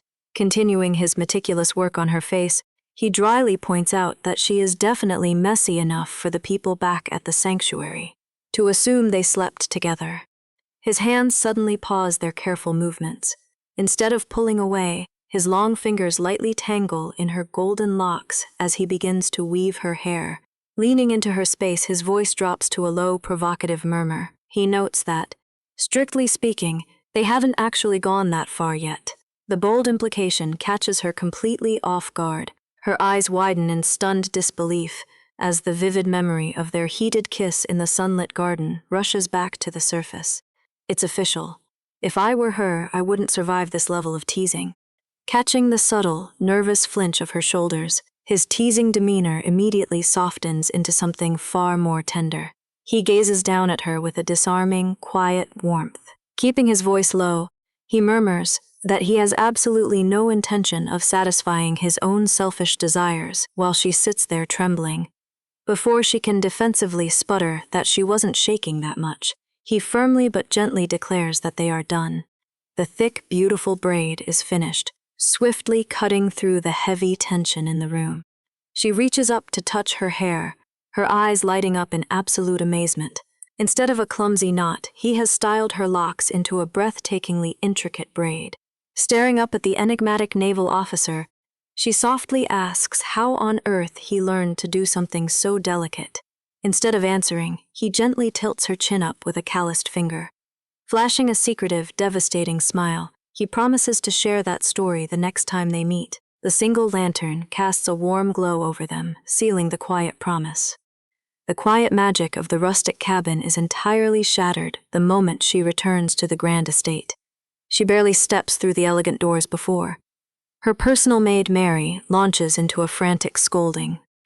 The poor girl is practically in tears, demanding to know where her mistress has been hiding all afternoon. Offering a guilty, thoroughly apologetic smile, Vanessa braces herself against the verbal onslaught. She is acutely aware of how suspicious her lengthy absence must look to the household staff. Cornered by the maid's desperate questioning, Vanessa avoids eye contact and scrambles for a plausible excuse. She nervously stammers out a weak lie, claiming she got completely absorbed in a fascinating book and accidentally dozed off in the gardens. As she says the words out loud, a fiery blush creeps all the way up her neck. The fresh memory of exactly what she was doing in the grass with the handsome gardener makes her skin burn with residual heat. Will Mary see right through her?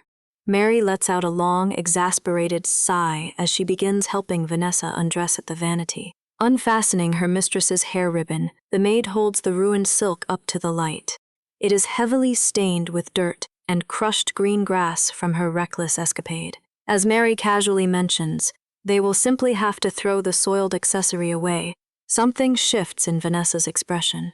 The lingering embarrassment fades away, replaced by a sudden intense seriousness as she calls out the maid's name. Her fingers tighten defensively around the ruined silk, refusing to let it go. Just as her exasperated maid is about to toss it out, Vanessa firmly pulls back into her lap. Staring down at the stubborn green grass stains, she quietly declares that the soiled ribbon doesn't need to be thrown away just yet. It is a surprisingly sentimental move for someone trying to ruin her own reputation. The fleepling. Why keep the messy, undeniable evidence of her reckless afternoon with a servant? Miles away, the rustic cabin is draped in a heavy, lingering silence. Theodore sits alone on the edge of his small bed, slowly turning the damp white cloth over in his calloused hands. It is the exact same rag he just used to gently wash her skin. His sharp eyes trace the damp fabric as he softly murmurs into the empty room. Staring at the cloth, he quietly notes that the next time they meet, he feels like he will have a good reason to use it all over again. A heavy, unreadable pause settles over him. With a quiet sigh, he casually tosses the crumpled rag aside, letting it land softly on the wooden floorboards. Stretching out his long legs, the enigmatic officer lies flat on his back and stares blankly up at the dark ceiling. He makes no effort to shake off the lingering memory of her flushed face. Back at the grand estate, Vanessa is trapped in the exact same breathless daze, clutching her stained ribbon like a lifeline. A soft pink hue dusts her cheeks as she replays his dangerous, teasing smile. If you ask me, this fake scandal is already getting dangerously real.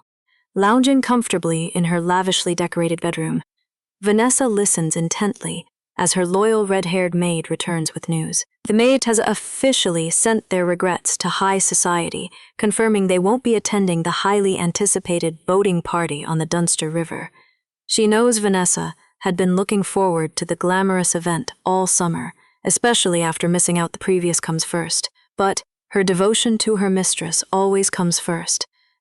Refusing to abandon her sick friend for a mere social gathering, the maid cheerfully insists she'd much rather stay right here by her side. Touched by the sweet, protective gesture, Vanessa smiles warmly. She gently admits that lounging in bed with a good companion easily beats attending some silly outdoor party anyway. A quiet, peaceful afternoon together is exactly what she needs to recover her strength. But the tranquil healing mood suddenly shifts when the maid spots a scandalous headline glaring from the daily paper. The mysterious Duke of Battenberg has officially gone missing. Since the elusive nobleman still handles all his vast estate business remotely through mail and phone calls, high society is already buzzing with wild romantic theories. The most popular rumor spreading through the capital? The Duke has eloped in secret. The maid excitedly chatters about how the Duke even rejected a prestigious marriage alliance with the royal family just to stay hidden. She's entirely convinced some mysterious lover has the powerful man completely wrapped around her finger. Sounds incredibly romantic, right? But as Vanessa stares at the heavily shadowed photograph of the missing Duke in military uniform, a strange prickle of recognition washes over her. Something about that distant, unreadable figure feels inexplicably familiar. Seeing her mistress lost in thought, tapping her lip with intense, hyper-focused curiosity, the maid leans in with a teasing grin. She playfully gasps, asking if Vanessa has finally developed a romantic interest in the notoriously secretive Duke. Flustered by the sudden accusation, Vanessa quickly waves her hands. She desperately tries to deny it. But her momentary distraction doesn't go unnoticed in the quiet room. Just as she scrambles for a believable excuse, a deep, authoritative voice calls out her name. A tall, sharply dressed man with long red hair and gold-rimmed glasses steps into the bedroom. He crosses his arms with a rather stern expression. He immediately catches the tail end of their lively gossip, demanding to know exactly who Vanessa has suddenly developed such a keen interest in. Undeterred by his sudden arrival, the maid boldly holds up the newspaper. She openly swoons over the Duke's supposedly devastating good looks. She claims he has the kind of face that makes a woman want to plan her entire future around him. Hey, a girl can dream, right? Vanessa, however, squints at the grainy print, genuinely baffled. The ink is so smudged she can barely make out a single facial feature. Staring down at the two gossiping women, the red-haired man's golden gaze narrows sharply behind his glasses. He issues a flat, uncompromising warning, ensuring his voice carries no room for argument. There is absolutely nothing good to come from taking an interest in a man like the Duke of Battenberg. His tone is bitter, dripping with a very clear, personal distaste for the absent nobleman. He doesn't hesitate to air the Duke's dirty laundry right then and there. He reveals that the man's private life is famously scandalous. Apparently, multiple different women have shown up at the Battenberg estate. Each loudly claimed to be pregnant with his illegitimate child. Furthermore, the paranoid noble hasn't allowed a portrait to be painted since he was 10 years old. Even that singular painting was kept firmly locked away from the public eye. To him, there is always a dark, unforgivable reason when a man acts that suspiciously. Sipping her tea with an utterly unimpressed expression, the fiery maid, Rosaline, casually dismisses her brother's harsh warnings about the missing Duke. She confidently declares that men only tear down other powerful men out of nothing but deep-seated jealousy. The stern, bespectacled man bristles at the direct jab. He dryly asks if she really needs to verbally crush her own twin brother just to feel a fleeting sense of satisfaction. Watching their familiar, exhausting sibling dynamic unfold, a chibi Vanessa gently chimes in. She playfully begs the two to stop their endless bickering. Refusing to let the conversation get derailed by his sister's teasing, the brother firmly slaps a hand down on a desk to command the room's attention. Leaning over the two women, he zeroes in on Vanessa with a flat, unwavering gaze. He firmly instructs the recovering noblewoman to remember one crucial, undeniable rule. Men never do anything without a hidden motive. Sweating slightly under his intense, overbearing scrutiny, Vanessa can only nod nervously in agreement. But the heavy, intimidating atmosphere is quickly shattered when Rosaline dramatically snaps her fan open with a sharp flick of her wrist. Completely unbothered by her twin's gloomy, cynical outlook on romance, the maid cheerfully encourages her young mistress to ignore him. She proudly insists that a little curiosity about the opposite sex is a perfectly healthy, natural thing for a young woman to experience. Sounds pretty reasonable, right? Fanning herself with a dreamy, romantic smile, she urges Vanessa to hurry up and recover her strength. After all, she needs to be in absolute top form for the highly anticipated summer picnic. The scandalous newspaper is carelessly tossed aside in the flutter of conversation, its mysterious headlines forgotten for now. A few days later, miles away in a bustling town, a completely different conversation is taking place over a telephone line. A strikingly handsome, dark-haired man listens quietly as an associate reports on their vast estate affairs. He is reliably informed that their annual charity donations are finalized. The shipping company matters are also proceeding without a single hitch. The caller then cautiously pivots, nervously asking if he has any plans to return from his current vacation earlier than scheduled. The man's sharp blue eyes immediately narrow in deep annoyance. He coldly reminds the voice on the line that he explicitly stated he would be spending his entire vacation exactly where he is. The caller hesitates, carefully treading dangerous ground as he brings up a highly sensitive family matter. He reveals that the man's grandmother has been having an incredibly difficult time coping with his sudden, unexplained absence. Apparently, the older woman has completely cut off all her usual social activities. She is miserably isolating herself between her bedroom and the estate's sprawling garden.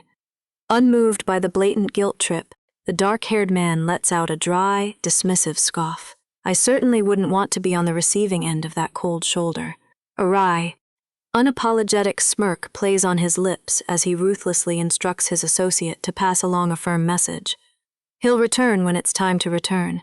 She needs to tone down her dramatic little protest. Deciding to try a different tactic, the caller cautiously brings up the exact same wild gossip currently sweeping the capital.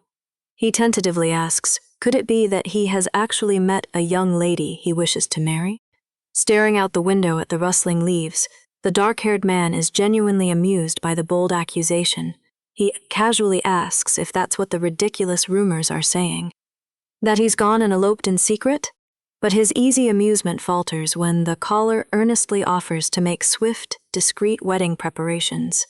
The loyal associate insists it would spare the poor madam from exhausting herself again.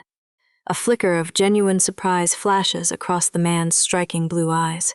It seems a sudden, unexpected thought has just firmly taken root in his mind. The loyal associate's eager chatter about discreet wedding preparations completely fades into the background.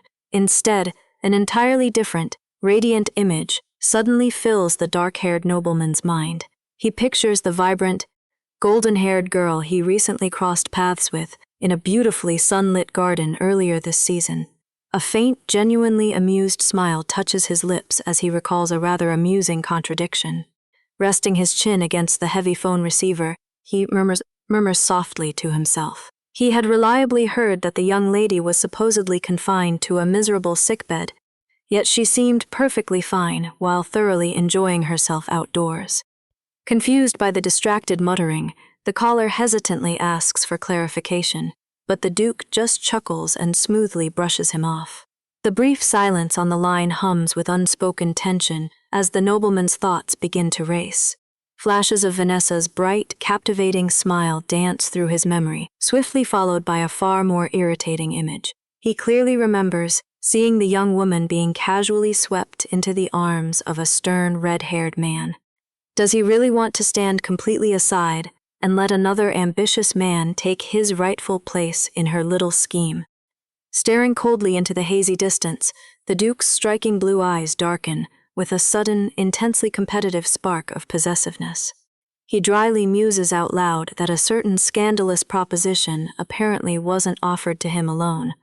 Thoroughly bewildered by the cryptic shift in conversation, Norman nervously begs to know exactly what his master is talking about.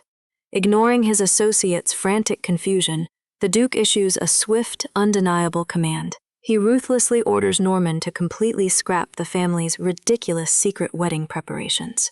He has just found something infinitely more appealing to occupy his time.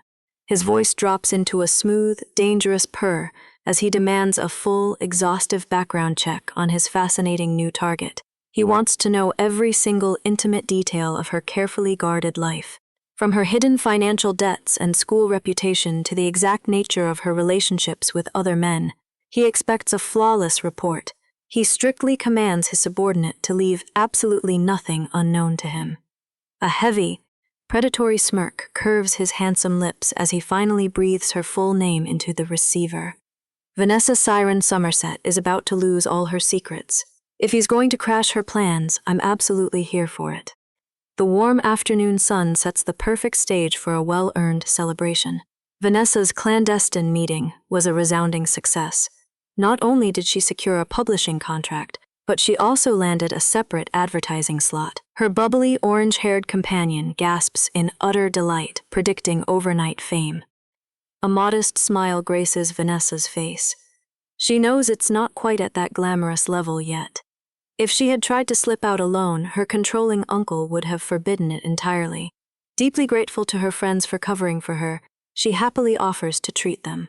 The light-hearted mood shatters when her bespectacled confidante cuts in, warning her not to push herself so hard. He calmly sips his tea, pointing out that her future husband's sprawling wealth will become hers anyway. If you ask me, that sounds like a golden cage. A suffocating silence instantly falls. The bubbly girl tries to laugh off the tension, but panic quickly bleeds into her voice. She grabs his arm, asking if he's already given up on helping Vanessa escape this miserable engagement. Unfazed, he insists he's merely offering cold, realistic advice. Vanessa doesn't say a word. The harsh reality of her situation hangs heavy in the air. Her pragmatic friend argues that she's overworking herself purely to experience a fleeting illusion of the outside world. Why pretend this is a viable escape route? Unable to endure his bitter dismissal, Vanessa's hand trembles as she grips the contract. She finally speaks, her voice undeniably resolute. She is actively looking for a way to support herself. If she can generate enough money to resolve her uncle's debts first, she can buy her freedom. Sounds simple, right? But he leans in, his golden eyes narrowing. You don't actually think your uncle will just let you be, do you? The harsh reality of his warning lands like shattering glass. Her pragmatic friend isn't finished dismantling her naive hopes just yet. He watches her closely, his sharp gaze missing nothing as he leans across the table. Or perhaps, he presses, his tone shifting into something far more probing. Is there another reason? Do you already have someone else in mind? Vanessa lowers her head, a faint blush dusting her cheeks, despite the heavy conversation. She stares down at her cooling tea. Her fingers nervously trace the edge of her skirt as she quietly insists it isn't anything like that. But honestly, who could blame her if she did? Anything has to be better than being sold off to a wealthy stranger just to settle her uncle's staggering debts. Looking out toward the distant memory of her family's estate, Vanessa finally gives voice to the real anchor weighing down her heart. It isn't just about the money or the loss of her freedom. She speaks up, her voice trembling with quiet conviction. A marriage built on greed and exploitation is something her late parents would have utterly loathed. It's simply not a path she is willing to walk down, no matter how much pressure her uncle applies. The bubbly orange-haired girl shrinks back in her seat. She is thoroughly unnerved by the suffocating tension radiating from their bespectacled companion. He remains entirely silent for a long moment, letting Vanessa's earnest declaration hang in the air before softly calling her name. Without warning, he reaches across the table and firmly covers her hand with his own. His touch isn't comforting, it's a cold, calculated grip meant to force her attention. He tells her that marriage might not be the horrific prison she imagines. That is, provided she plays the game correctly. Why fight a losing battle when she could simply marry the wealthy suitor and quietly keep a lover on the side? Or better yet, just provide an heir and demand to live entirely separately. He smirks, a cynical glint flashing behind his lenses as he assures her there is always a way to carve out happiness. Vanessa's eyes widen in sheer horror at the suggestion. The sheer calculation of it all turns her stomach. To him, this is just practical survival, right? But to her, it sounds like a living nightmare. Leaving the suffocating atmosphere of the cafe behind, Vanessa makes her way back toward the imposing estate under a bleeding sunset. The vibrant rose garden is in full, breathtaking bloom. Yet the undeniable beauty of the sprawling grounds offers her absolutely no comfort today.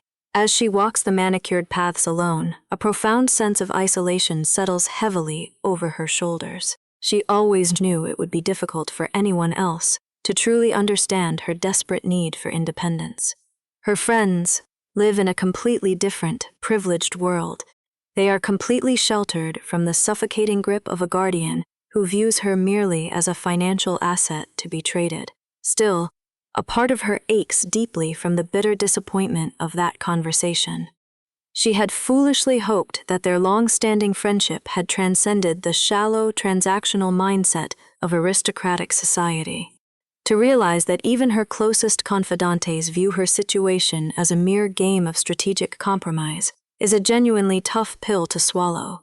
I mean, who wants to hear that their freedom isn't worth fighting for? As she drifts through the tranquil garden, lost in a sea of melancholic thoughts, a sudden, sharp bark cuts through the silence. Vanessa jolts to a stop, startled. Her heavy thoughts instantly scatter as a fluffy tail frantically wags from behind a nearby hedge. Following the playful noise down the paved garden steps, her gaze lands on a secluded courtyard. There, crouching beside a large hound, is the estate's new gardener. Theodore looks completely in his element, his broad shoulders relaxed as he gently ruffles the dog's fur. Caught in the soft evening light, his strikingly handsome features carry a rare, unguarded warmth, It stands in stark contrast to the cold calculations she just escaped. For a moment, Vanessa just stands on the path. She is utterly captivated by the simple, quiet kindness radiating from the man she's secretly chosen as her ticket out of this miserable life. Her quiet observation doesn't go unnoticed for long. Theodore pauses, glancing over his broad shoulder as he senses someone lingering at the edge of the courtyard. The golden evening light catches his striking features as he casually calls out her name. Caught completely off guard, Vanessa freezes on the stone path. He gives the fluffy hound an affectionate pat before turning his full attention back to the young lady of the estate. His deep, steady voice easily crosses the quiet garden, noting just how long it's been since they last spoke. Standing there in the fading sunlight, Vanessa finally feels a genuine flicker of hope. If anyone can help her orchestrate the perfect scandalous escape, it's him. I just hope he's actually willing to play along. Theodore gently pours a steaming cup of tea in the quiet, dim glow of the cabin. He's completely unfazed by Vanessa's prickly accusation that he had lost his nerve and run away. Instead, he smoothly flips the script, asking if she waited up for him on purpose. Caught off guard, Vanessa lowers her gaze to the wooden table. She quietly murmurs that she only came because she heard he was sick. Staring into the dark liquid of her cup, Vanessa steers them back to business. She's been agonizing over their grand scheme to completely destroy her reputation. The whole point is to ruin her impending marriage. Since Theodore previously claimed he was incapable of having children, a pregnancy scandal is off the table. They need a different kind of ruin. She suggests something simpler. Wouldn't just being caught alone in a garden with a man in the dead of night be a fatal blow in the conservative South? Theodore's eyes track her from the bed. He immediately shoots down the idea, pointing out that local garden gossip doesn't get published in the newspaper.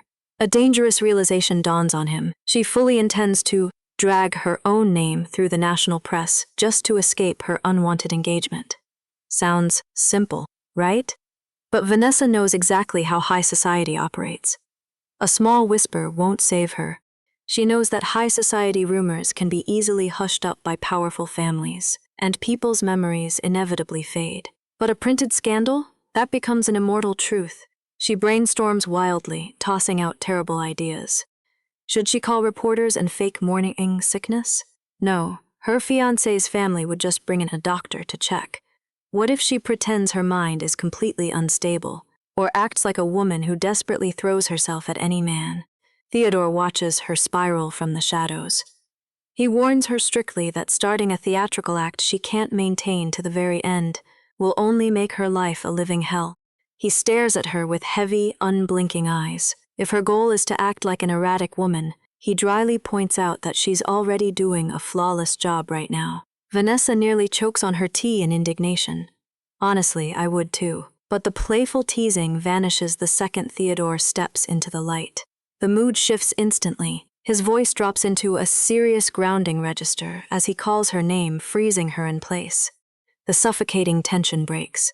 Theodore softens, admitting the real reason for his late-night intrusion. He just wanted to see her face. He needed to show her in person that his sickness has passed and he's fully recovered. Vanessa's cheeks flush a deep, betraying pink in the lantern light. She stares down at her lap, her hands nervously fumbling with a small pouch. Her fingers twitch, hovering over the fabric in quiet, unspoken hesitation.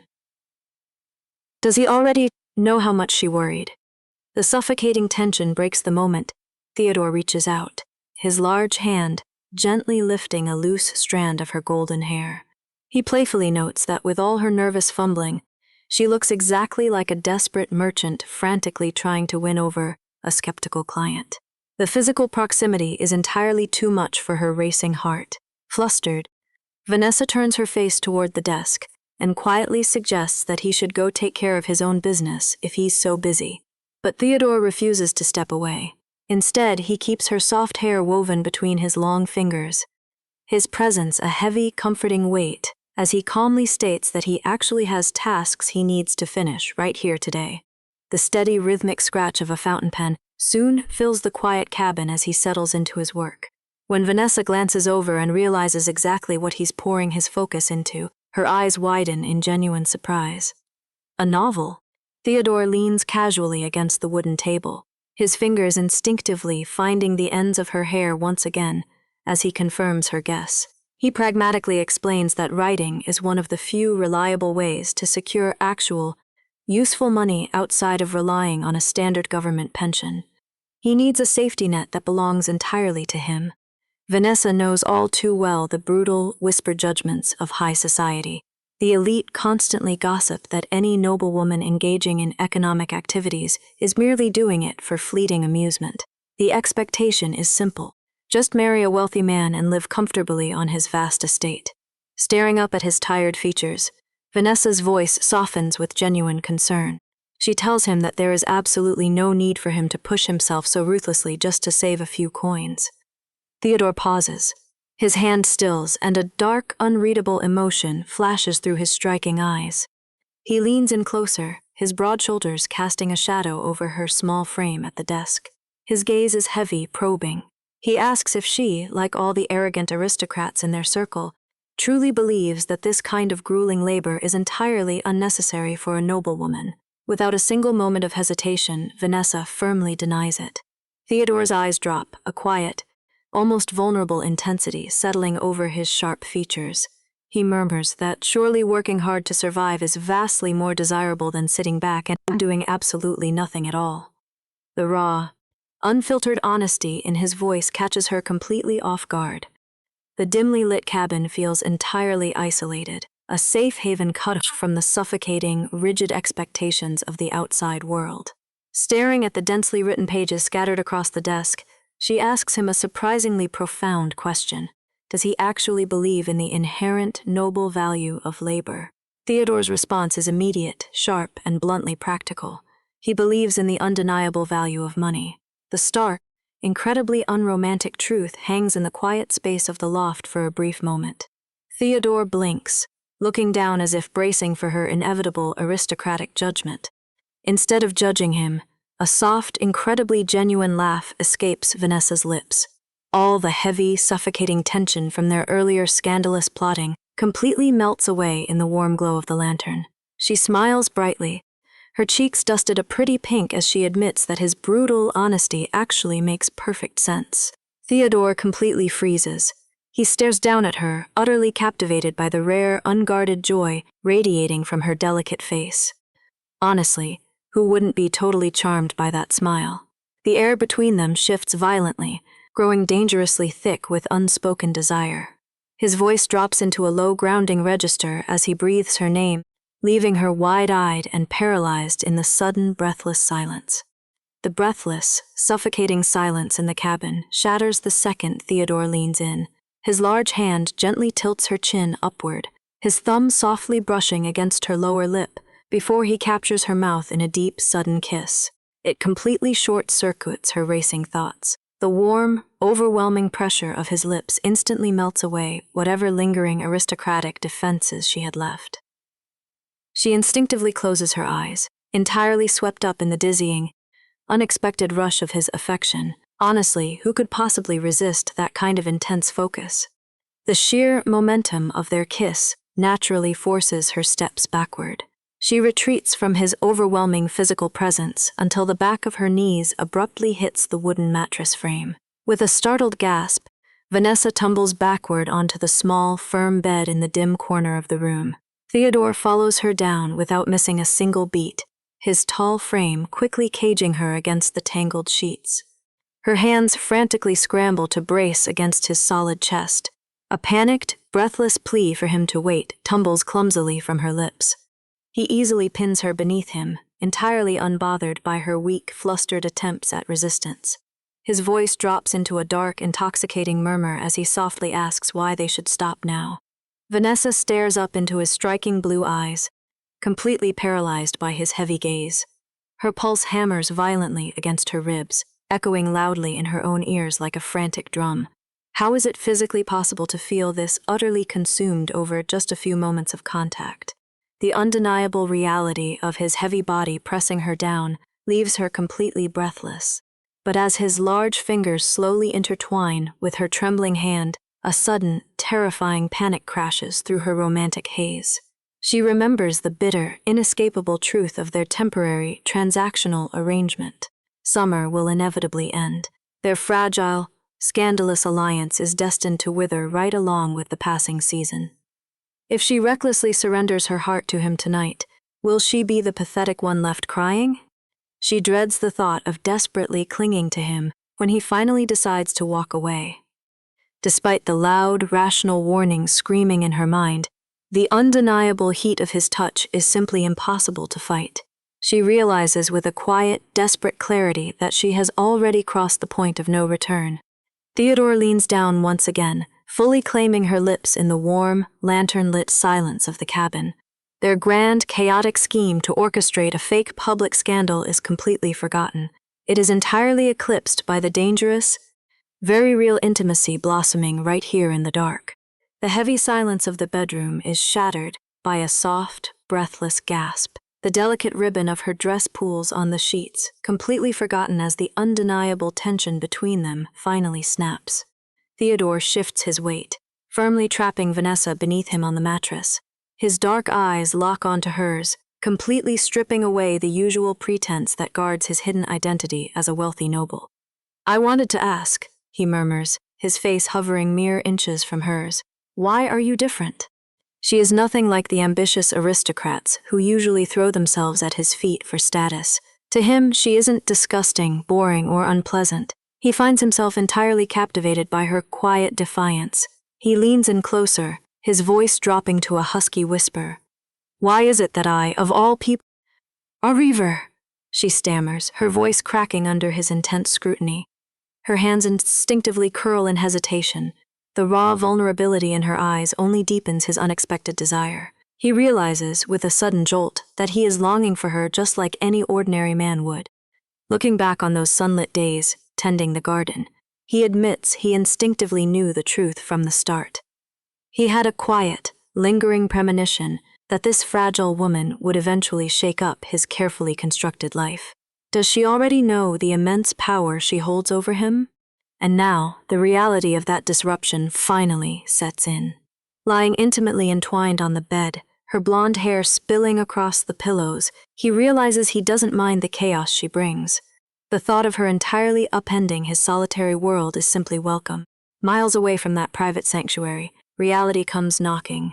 Theodore's sophisticated cousin, Edgar, eyes the modest country estate with open disdain, utterly unable to fathom his choices. "Do you really feel comfortable staying out here?" Edgar asks, crossing his arms in sheer disbelief. Theodore offers a non-committal response. Theodore settles back with an indifferent shrug, wishing for peace and quiet. Edgar, however, refuses to drop the subject, complaining that the estate is small, dirty, and utterly shabby. It is exhausting. Seriously, who wouldn't want to ignore a nagging relative when they get this dramatic? You even rejected a marriage proposal with a princess just to end up buried in some backwater.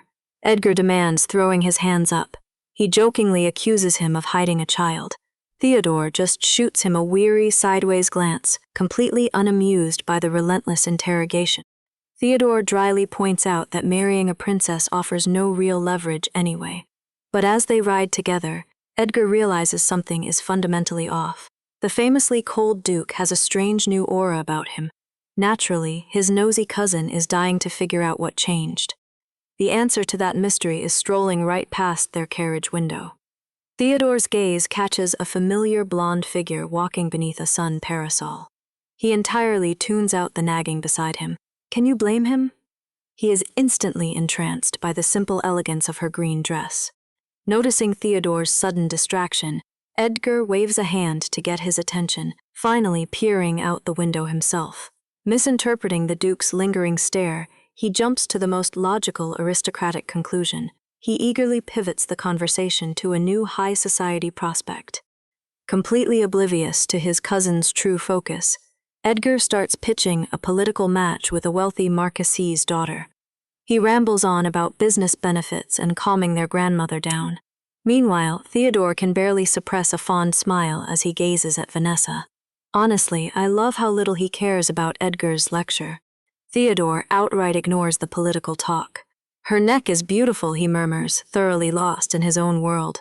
Edgar is left utterly baffled by the random compliment. Fortunately, the carriage finally arrives. As his cousin departs, Theodore's quiet gaze drifts right back to Vanessa. Through the carriage window, Theodore watches quietly as Vanessa stops to greet another gentleman on the garden path.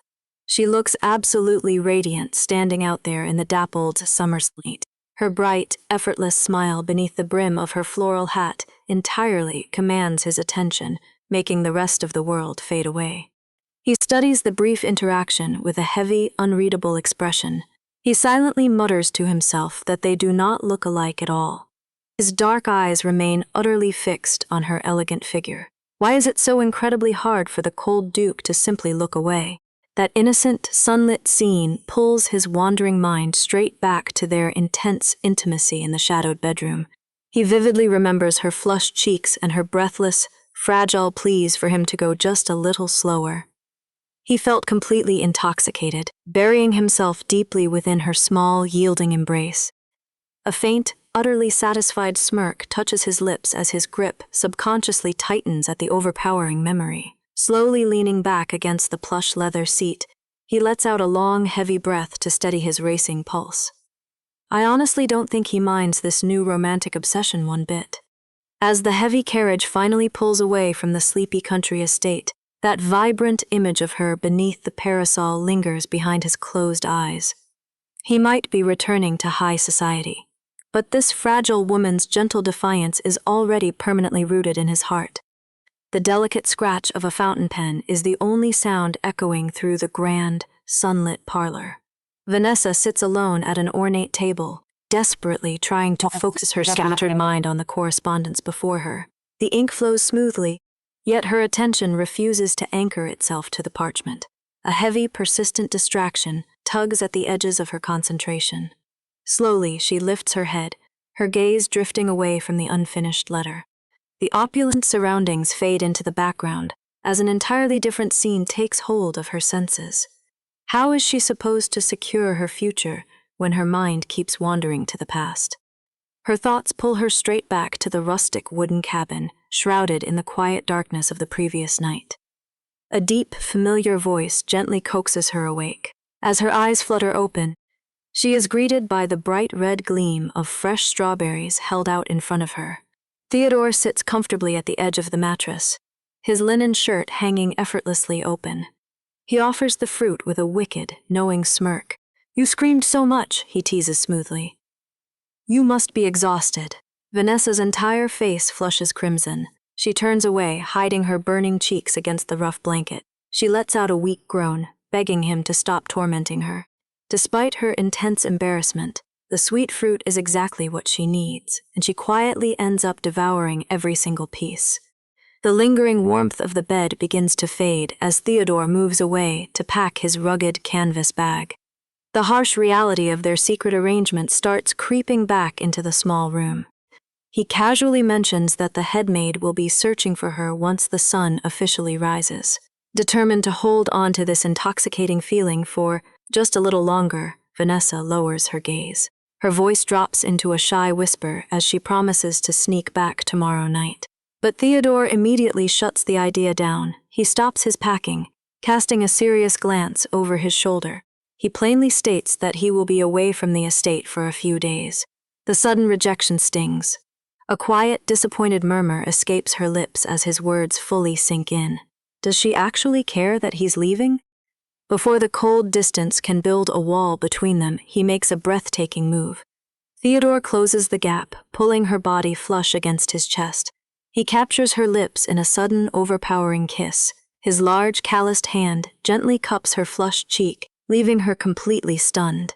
She stumbles back slightly, her wide eyes blinking in utter disbelief.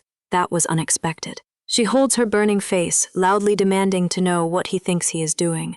Theodore doesn't look apologetic in the slightest. Instead, he flashes a devastatingly confident smile, looking entirely too handsome in the dim cabin light. "If you're a good girl and wait for me," he purrs softly, "I'll bring you a present. If this man isn't careful, he's going to make her actually fall for him." The sheer intensity of that memory is simply too much for her to process in broad daylight. The scene snaps back to the lavish estate, where Vanessa has completely abandoned her writing. She slumps helplessly over the desk, burying her face against her forearms to hide her overwhelming reaction. Even from a distance, it is obvious that she is struggling to breathe normally. A deep, furious red spreads across her face, burning all the way to the tips of her ears. He was supposed to be nothing more than a convenient scandal, just a simple gardener meant to ruin her unwanted engagement. So why is her heart hammering so violently at the mere memory of his touch? A full agonizing week has dragged by since that fateful night in the wooden cabin, yet the memory of Theodore holding her so tenderly refuses to fade. He had pulled her flush against him, acting exactly like a fiercely devoted lover. It was only supposed to be a transactional scandal, so why does her heart still race at the thought of his calloused hands? Unable to bear the overwhelming rush of emotions in broad daylight, Vanessa forcefully buries her head into her grand writing desk. She has to snap out of it. The sudden sharp creak of the parlor door makes her jump out of her skin, as her maid, Mary, tentatively calls out to her. Vanessa instantly scrambles to sit upright, trying to compose herself before the staff catches on. Her cheeks are still burning a vibrant, incriminating pink as she forces a strained laugh, waving off the maid's obvious confusion with a flimsy excuse. But Mary isn't entirely convinced by the poor performance. Her wide eyes drop to the desk, watching her young lady tightly crush the elegant parchment beneath her trembling fingers. Does Vanessa really think she can hide a massive, ruinous secret when she blushes this easily? Before she can even begin to explain away her strange behavior, Mary delivers news that drains the blood right out of Vanessa's face. She has an unexpected visitor. Whatever quiet comfort she found in her romantic daydreams is violently shattered just moments later. Vanessa sits utterly frozen in the grand parlor, forced to entertain the very last person she ever wanted to see.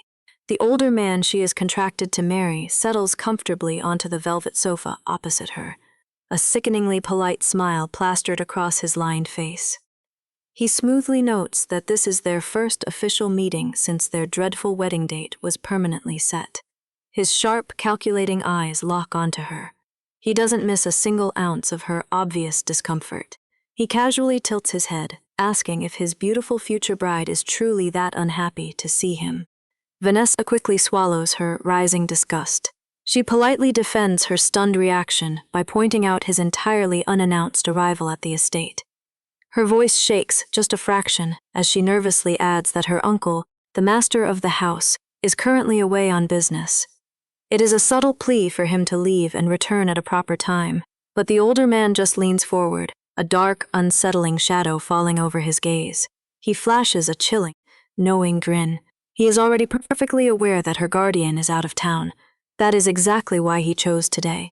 A sudden, heavy rain begins to batter against the tall glass windows, drowning out the silence and practically trapping her inside the lavish room with him. He casually crosses his legs, brushing off her uncle's convenient absence as completely irrelevant. He came specifically for her today. The fiancé calmly explains that while he originally planned to court her properly and take things slow, his demanding schedule simply won't allow for such tedious delays. Before Vanessa can even process what he means by aggressively speeding up their timeline, the heavy parlor doors swing open once again. A sharp, rhythmic tapping echoes across the pristine marble floor, signaling a new threat. An elderly woman, heavily draped in dark, opulent fabrics and adorned with heavy gold jewelry, steps into the room. She leans heavily on a wooden cane before offering a stiff, practiced bow toward the young lady of the house.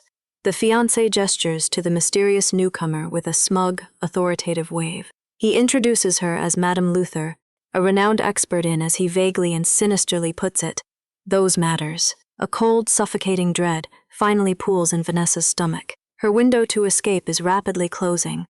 Vanessa's voice trembles noticeably as she desperately asks what exactly he means by those matters. The heavy, oppressive silence that follows is absolutely suffocating. The elderly woman, Madame Luther, casts a cold, deeply judgmental eye over the young bride-to-be. She expresses genuine surprise that Vanessa's uncle never properly briefed his niece on the arrangement. The old woman stiffly explains that this is simply a standard, mandatory procedure for a prestigious marriage between people of their high social standing. It is all supposedly for the sake of absolute marital fidelity and securing a pristine, unquestionable bloodline for the family's future heir. The older fiancé leans forward, his thinly veiled polite facade finally peeling away to reveal something truly grotesque. He casually steeples his hands, coldly comparing his beautiful future wife to nothing more than a luxury good. He plainly states that if a product purchased at such an outrageously high price turns out to be inherently defective, wouldn't anyone be severely disappointed? The sickening, dehumanizing analogy hangs heavily in the damp parlor air, making Vanessa's stomach completely turn. A sudden, sharp crack of thunder mirrors the horrifying realization finally crashing down on the young lady of the house. Her blood runs entirely cold as the sick truth sets in. He brought this vile woman into her home while her guardian is away to demand physical proof of her virginity. The older man doesn't even try to soften the devastating blow. Instead, he smugly praises her for catching on so quickly. He casually admits that her past history at a progressive boarding school has been severely bothering him. Despite her uncle's repeated assurances, he simply refuses to trust that a modern woman has actually kept herself pure. He wants a humiliating examination to guarantee his investment. Intense, overwhelming revulsion falsely snaps Vanessa out of her stunned, helpless paralysis. Refusing to be treated like breeding livestock, she furiously declares that if he harbors such insulting doubts, he should just break off the engagement right now. She firmly states that her uncle will surely respect his abrupt decision to back out of the arrangement. Desperate to escape the suffocating parlor, she abruptly stands up, fully intending to end this nightmare and retreat to safety. But she doesn't even make it a single step toward the door. A rough, heavy hand violently clamps down on her delicate wrist, yanking her back with terrifying, bruising force. Vanessa cries out in raw shock, loudly demanding to know what on earth he thinks he is doing. Her fiancé's sickeningly sweet smile vanishes completely, replaced by a dark, furiously unhinged glare. Dropping every last ounce of his fake aristocratic manners, he coldly snarls her full name. He tightly grips her arm, towering over her, as his voice drops into a menacing, authoritative growl. He brutally orders her to shut up, sit down, and submit to the horrifying procedure. Her trap has officially slammed shut, and there is absolutely no one around to hear her scream. The older Count pats Vanessa's shoulder as she trembles on the couch, brush off her tears as mere childish nerves. He leans in, asking what he can do to make his young fiancée feel better, completely missing the true source of her distress. After all, she's trapped in an engagement she desperately wants to ruin. But before he can coddle her further, the solemn old woman waiting nearby interrupts with a polite apology. It's time for the humiliating procedure to begin. Madame Luther makes it clear she won't be using any invasive medical examinations to check the young bride. Instead, she draws a small, ornate glass vial from her heavy robes. Her legendary method requires just a single drop of this sacred water. According to her strict beliefs, if the bride-to-be is truly chaste, the holy water will remain perfectly beaded on her skin. But if she is impure, it will immediately break surface tension and flow straight down. The Count laughs heartily at the explanation, praising the Madame's highly regarded methods. In his eyes, a husband's pleasure on his wedding night must be preserved at all costs. It's absolutely sickening how casually he treats her dignity, brushing past her feelings like they don't even exist. Sounds simple, right? Wanting to begin the private ceremony accurately, Madame Luther politely asks the Count to step out of the grand hall for a moment. As the heavy doors click shut, leaving them completely alone in the sprawling estate, the old woman instructs Vanessa to hold out her bare arm. But Vanessa doesn't move a muscle. Her tears have completely vanished, replaced by a cold, razor-sharp focus. She looks right at the examiner and calmly states, "The holy water is just water made to look plausible." She knows this famous test is nothing but a cheap parlor trick. The real test isn't divine magic, it's pure psychology. Vanessa reveals she knows exactly how this sham works. The only thing actually proving a woman's innocence is her own guilty conscience. An honorable bride with nothing to hide will hold her arm perfectly still, keeping the water beaded just as promised. But a woman harboring a dark secret, She'll be so terrified of being caught that her nerves will betray her. A trembling arm guarantees the water will slip. Madame Luther stares down at the young fiancé in silence, her eyes narrowing as she demands to know what Vanessa is really trying to say. With a knowing, almost dangerous glance, Vanessa plays her final card. The fact that the Count left without a word means he trusts you that much, she points out. Which means, whether Vanessa actually spills the holy water or not, this old woman holds the ultimate power to decide her fate. The arrogant Count has always believed he controls the narrative, completely confident that his wealth and status can mask any underlying rot. By stepping out of the room, he has unwittingly given Vanessa the perfect opening to flip the script entirely. She stares at the small vial of supposed holy water resting on the table, knowing she doesn't actually need to pass the psychological test. She just needs the examiner on her side. With a steady breath, the young fiancé offers a daring proposal. She looks the solemn old woman right in the eye and plainly offers to buy her words. Madame Luther can make up whatever story she wants for the foolish Count outside. Why rely on a shaking arm when cold, hard cash guarantees a pristine declaration of purity? As the heavy tension of the examination fades, Vanessa's mind drifts back to a dreary, rain-soaked afternoon. Standing alone on the edge of the sprawling estate, the chilling downpour perfectly matched the relentless gloom of her arranged future. Not too long ago, a ruined reputation was her ultimate goal. If her overbearing uncle had discovered she had lost her purity, it would have sparked the exact massive scandal she desperately needed to shatter this suffocating engagement. So why is she fighting so fiercely to hide it now? The truth burns bitterly in her chest as the freezing rain soaks through her thin dress. She had always prayed for a catastrophic rumor to save her from the Count. Yet now, the very thought of the truth leaking out terrifies her beyond measure. The answer to her sudden cowardice arrives quietly through the miserable storm.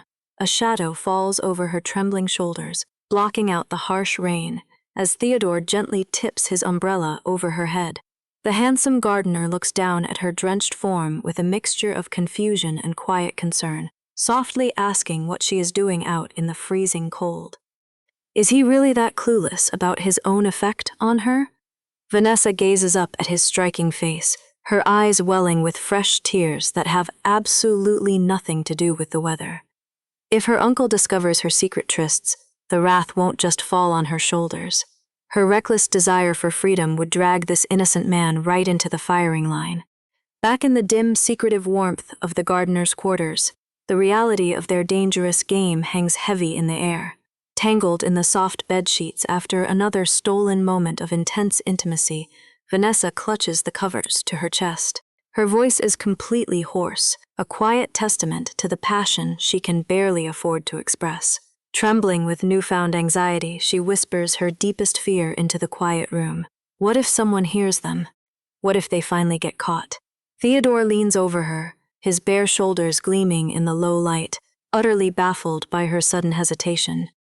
He gently reminds her that a world-shattering scandal was the entire point of their arrangement. Wasn't ruin exactly what she wanted? Theodore sits up slowly, the muscles in his back tense as he tries to untangle her shifting motives. If they are caught red-handed right now, beneath the roof of her powerful family, he knows her life will become a living nightmare. But Vanessa isn't trembling for her own safety. She pulls the blanket tighter, her golden hair spilling across the pillows as she looks up at him with desperate, pleading eyes. The timeline has to be meticulously controlled. She insists that their scandalous relationship can only be discovered after he has packed his bags and vanished from the estate forever. She is entirely willing to burn her own life to the ground. She just refuses to let him catch fire with her. Theodore leans over her in the dimly lit room, noticing how rigidly she holds herself back. He gently urges her to just let her emotions out instead of hurting her own body by bottling everything up. Vanessa clutches the bedsheets tightly, her heart hammering against her ribs. He is doing it again. He is acting exactly as if they are truly lovers, wrapping her in a tender care that was never supposed to be part of their scandalous bargain. If he doesn't want her to fall for him, maybe he shouldn't be so incredibly gentle. Back in the present, Madame Luther firmly shatters Vanessa's hopes of an easy bribe. The solemn old woman refuses to accept payment for a fake declaration, stating that examiners like her survive entirely on their flawless reputations. But she isn't completely without mercy. Madame Luther advises Vanessa that while she won't lie today, the young lady can contact her again if she ends up pregnant. She promises to provide a discreet medicine that will erase any mistake without a single trace. A twisted but convenient backup plan, right? The old woman's grim offer echoes the very warning Theodore gave her in the quiet aftermath of their intimacy.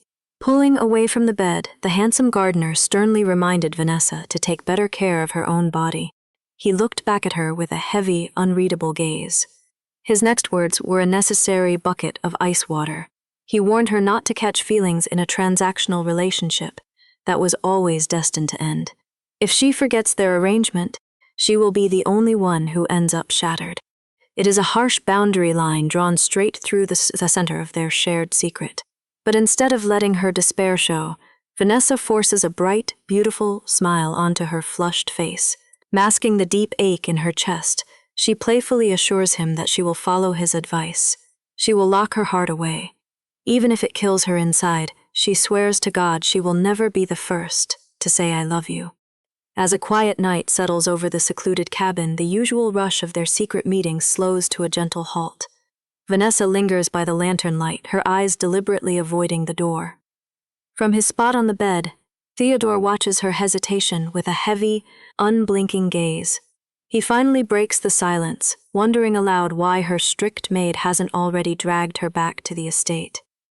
She nervously traces the edge of her book, avoiding his piercing stare. Everyone left their posts to go see the circus in Bath today, she murmurs. With the manor practically empty, she has the rare freedom to take her time heading back. It's a simple truth, but the subtle confession underneath is undeniable. She just wants to stay with him a little longer.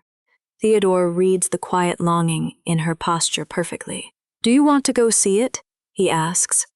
The direct question shatters her fragile composure. A fierce blush rapidly spreads across her cheeks as she desperately tries to play it off. Why is he being so sudden? But the gardener just sighs, leaning closer. You have a look on your face that says you're dying to go. Reality instantly comes crashing back down on her shoulders. She clutches her novel like a physical shield, her voice trembling slightly. Sneaking out to a public festival together would be a catastrophic risk. If her controlling uncle catches them, he definitely won't let it slide. Theodore falls perfectly silent. His chest rises and falls slowly as he absorbs her very real fear. But he refuses to let this opportunity slip away. Closing the intimate space between them, he gently tugs a wide-brimmed straw hat down over her bright blonde hair. Then, Vanessa, he murmurs, his voice low and reassuring. We just have to make sure you aren't recognized. Honestly, if a guy looked at me like that, I'd follow him anywhere. The quiet cabin is quickly traded for the vibrant, overwhelming chaos of the city festival. Brightly colored pennants string across the evening sky, and the bustling streets overflow with laughing families and glowing market stalls. It is a brilliant, entirely different world from her stifling, noble life. Even securely disguised in a rough working shirt and heavy overalls, Vanessa can't manage to shake her aristocratic nerves. She awkwardly fidgets with her hat brim, constantly glancing over her shoulder. She whines that the clothes feel ridiculous, convinced that the entire crowd is staring right at her. Theodore simply sighs and lifts the massive shopping bag hanging from her hand. For someone so terrified of being spotted, she certainly didn't hesitate to buy out half the market stalls. As they wander deeper into the glowing heart of the festival, Vanessa's initial noble anxiety finally melts away into pure, unfiltered excitement. Secure in her rough, working-class disguise, she eagerly explores the vibrant stalls, carefully selecting beautiful gifts for the friends she left behind at the estate. Theodore walks silently beside her, effortlessly carrying her massive haul of shopping bags while listening to her cheerful chatter. She holds up a delicate, sparkling brooch destined for Rosaline, her eyes shining with delight under the brim of her straw hat. But when she casually mentions picking out a set of fine silver cufflinks for a man named Blair, A sharp, uncomfortable jolt of jealousy suddenly flares up in the gardener's chest. He vividly pictures her flashing that same beautiful, affectionate smile at another man. His jaw tightens, and his knuckles go white around the heavy handles of her bags, as a dark, possessive urge washes over him. Who exactly is this Blair, and why is she buying him expensive jewelry? Before he can voice his sudden irritation, a thunderous crack violently echoes through the night air, quickly derailing his dark thoughts. A massive array of fireworks detonates high overhead, showering the festival grounds in brilliant, cascading streaks of gold and violet light. The bustling crowd comes to a unified halt, their faces illuminated by the spectacular, booming display. Vanessa gasps in absolute wonder, tilting her head back to take in the breathtaking summer sky. She is utterly mesmerized by the magic of the dazzling festival. But while everyone else stares upward, Theodore's intense, unblinking gaze remains locked firmly on her. The explosive, pyrotechnic colors reflecting in her wide, happy eyes are infinitely more captivating to him than any light show. He doesn't even glance up at the booming sky. When a particularly massive, butterfly-shaped firework bursts across the stars, she excitedly calls out to him, completely oblivious to his heavy, lingering stare. She spins around with a bright, breathless laugh, fully expecting to see him marveling at the beautiful sky right alongside her. Theodore hastily blinks, his deep voice carrying a slightly delayed, unconvincing agreement. But Vanessa pauses, her playful eyes narrowing as she catches on to his obvious lie. A warm, teasing grin spreads across her face as the colorful market lights cast long shadows on the cobblestones. Deliberately closing the intimate distance between them, she tilts her head. "Liar," she purrs softly, thoroughly enjoying this rare opportunity. "You were just staring at my face the whole time, weren't you?" The usually composed, mysterious gardener completely freezes up at her direct accusation. A faint, undeniably guilty flush creeps up his neck as he quickly averts his gaze. Seeing this stoic man genuinely flustered by her teasing is a massive victory, and her bright laughter only makes him look away faster. Desperate to escape her highly accurate taunts, he roughly clears his throat. He quickly suggests they head toward the main circus tent before the show officially starts. Vanessa happily agrees, turning on her heel and weaving through the dense, faceless crowd. But as Theodore says her slender figure leading the way, his warm amusement rapidly cools into a suffocating ache. Watching her blend in so perfectly with the commoners feels like a cruel illusion. This entire summer evening is nothing more than a fleeting, fragile dream that will inevitably slip through his fingers. He knows the bitter truth better than anyone. He has absolutely no right to hope. Their current closeness is built entirely on mutual convenience, a scandalous arrangement specifically designed to ruin her impending marriage. It is a dangerous relationship, utterly tangled in deceit and hidden identities from the very beginning. The harsh reality of their differing social worlds will eventually tear them apart. He prepares his hardened heart to eventually let her go, convinced that even if they miraculously cross paths again, they will be nothing more than passing strangers. He's just a lowly gardener, right? But fate has a notoriously cruel sense of timing, accelerating disasters when you least expect it. Just as he resolves to keep his distance, a sharp, incredibly respectful voice cuts through the noisy festival chatter, calling out for a captain. Theodore stops dead in his tracks. A well-dressed stranger pushes through the crowd and bows deeply before him, blowing his carefully crafted cover in seconds. Theodore freezes as the enthusiastic stranger loudly confirms every rumor about a high-ranking military captain secretly vacationing in the South. The well-dressed man eagerly introduces himself as Second Lieutenant Campbell of the 4th Battalion, painfully oblivious to the massive disaster he is actively causing. Theodore's mind immediately races.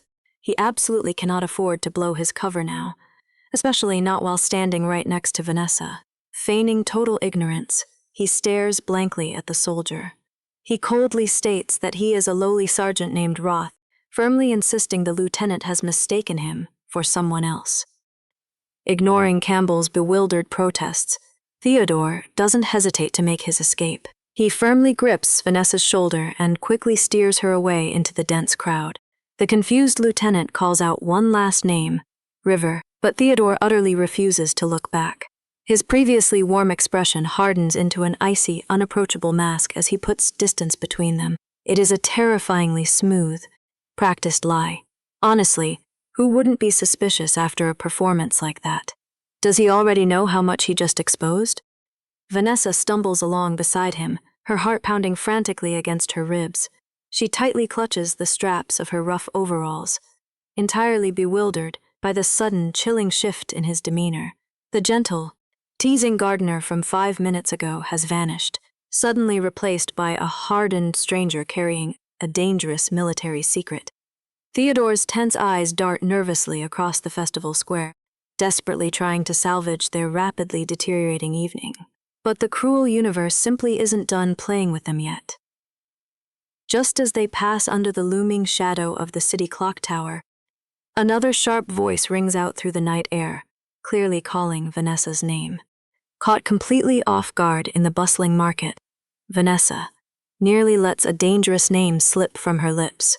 Before the mistake can hang in the air, Theodore steps close, his steady presence demanding her attention. She quickly pivots the conversation, blurting out that her bag was snatched from right under her nose. That impulsive little lie lands them straight at the local precinct under the gathering evening shadows. Standing before the weary desk sergeant, she carefully weaves a story. She describes being distracted by a busy stall near the alleyway, hoping the mundane details will sell the fabrication. The officer nods with sympathy, noting that pickpockets are a common nuisance these days. But then he asks for her full name. Panic locks her throat. If she gives her real identity, the precinct will immediately contact her uncle. Sounds simple, right?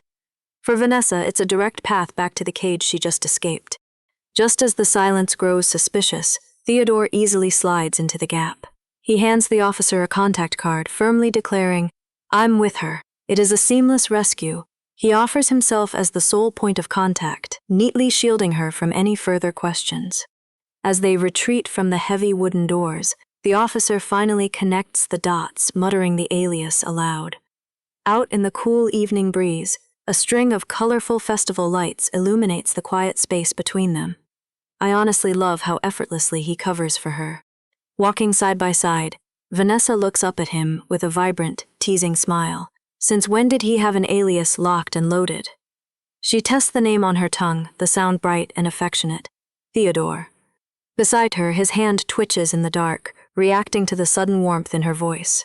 The warm, teasing atmosphere shatters in an absolute instant. Without a single word of warning, Theodore abruptly turns and seizes her wrist. His grip is surprisingly firm, his tall frame instantly demanding all of her attention.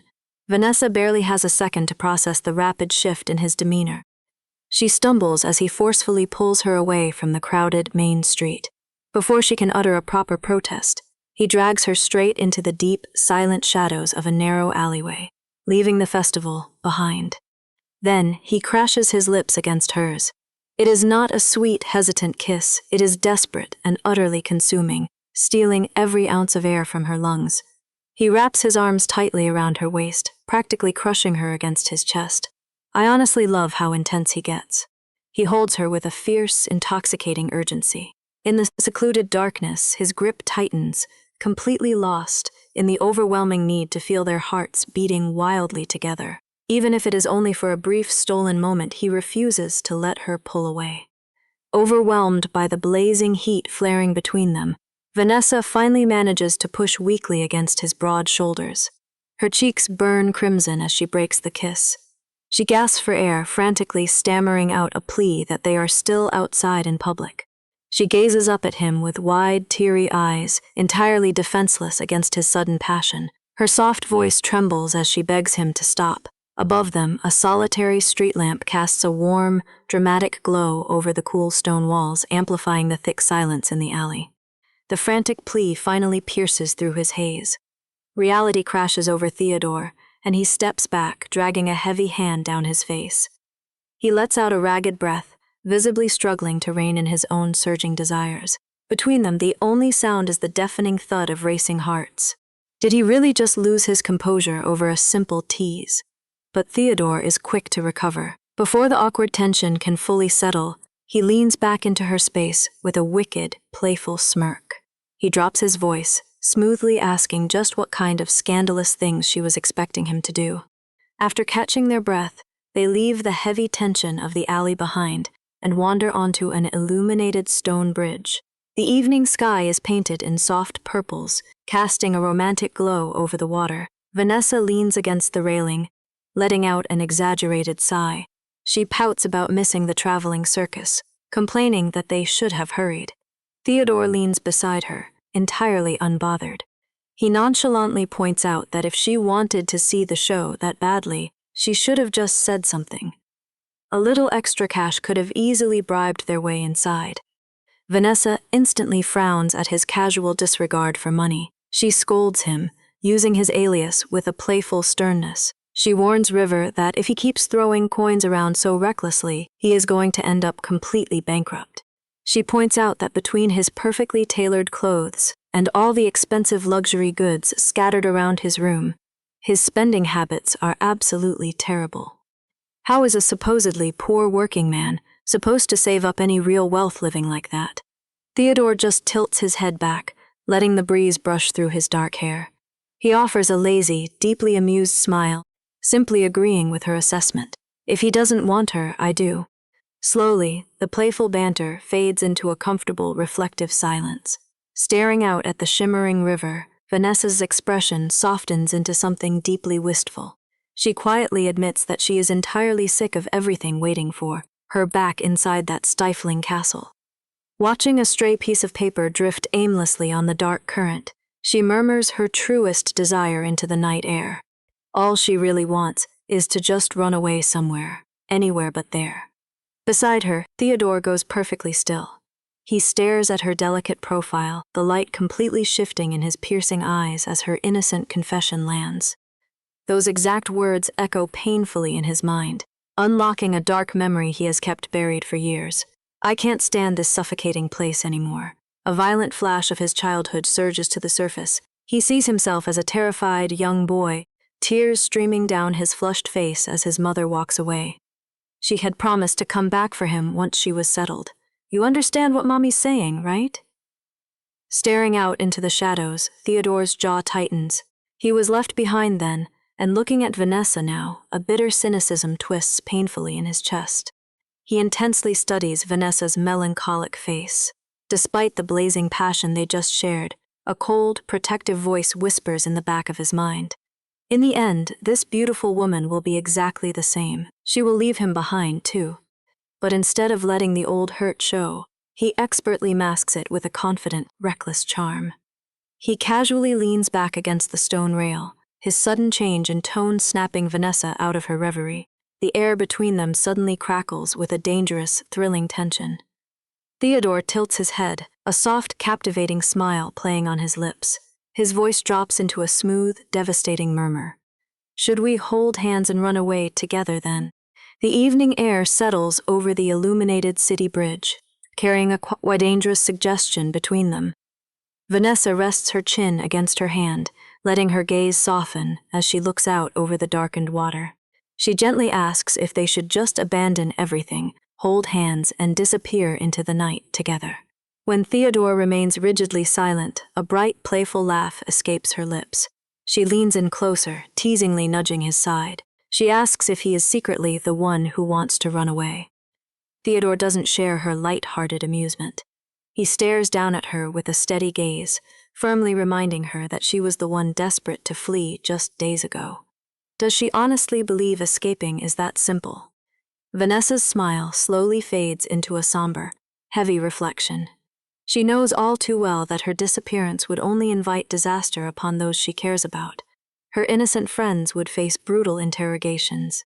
The faithful maids who stood by her side would be blacklisted, completely unable to find work. She realizes the heavy chains of her ruined family would just drag innocent souls down with her. Looking defeated, she confesses she would much rather destroy her own reputation completely. The melancholic atmosphere vanishes as her eyes spark with a sudden, mischievous resolve. She admits she has been rethinking the terms of their fake scandal. Theodore tilts his head, completely unprepared for the chaotic curveball she is about to throw his way. With a bright, almost entirely innocent smile, Vanessa casually announces, "I'm planning to stir up rumors with a few other men besides you." The sheer audacity of her words strikes Theodore hard. He freezes in place. His breath catches sharply in the cool night air as he processes her insane proposition. Vanessa gestures earnestly, explaining that she promised to shield his identity from the worst of the aristocratic fallout. She truly believes she has crafted a completely foolproof method to protect her humble gardener. Since high society men treat a beautiful woman's attention like a cheap badge of honor, they will gladly brag about her.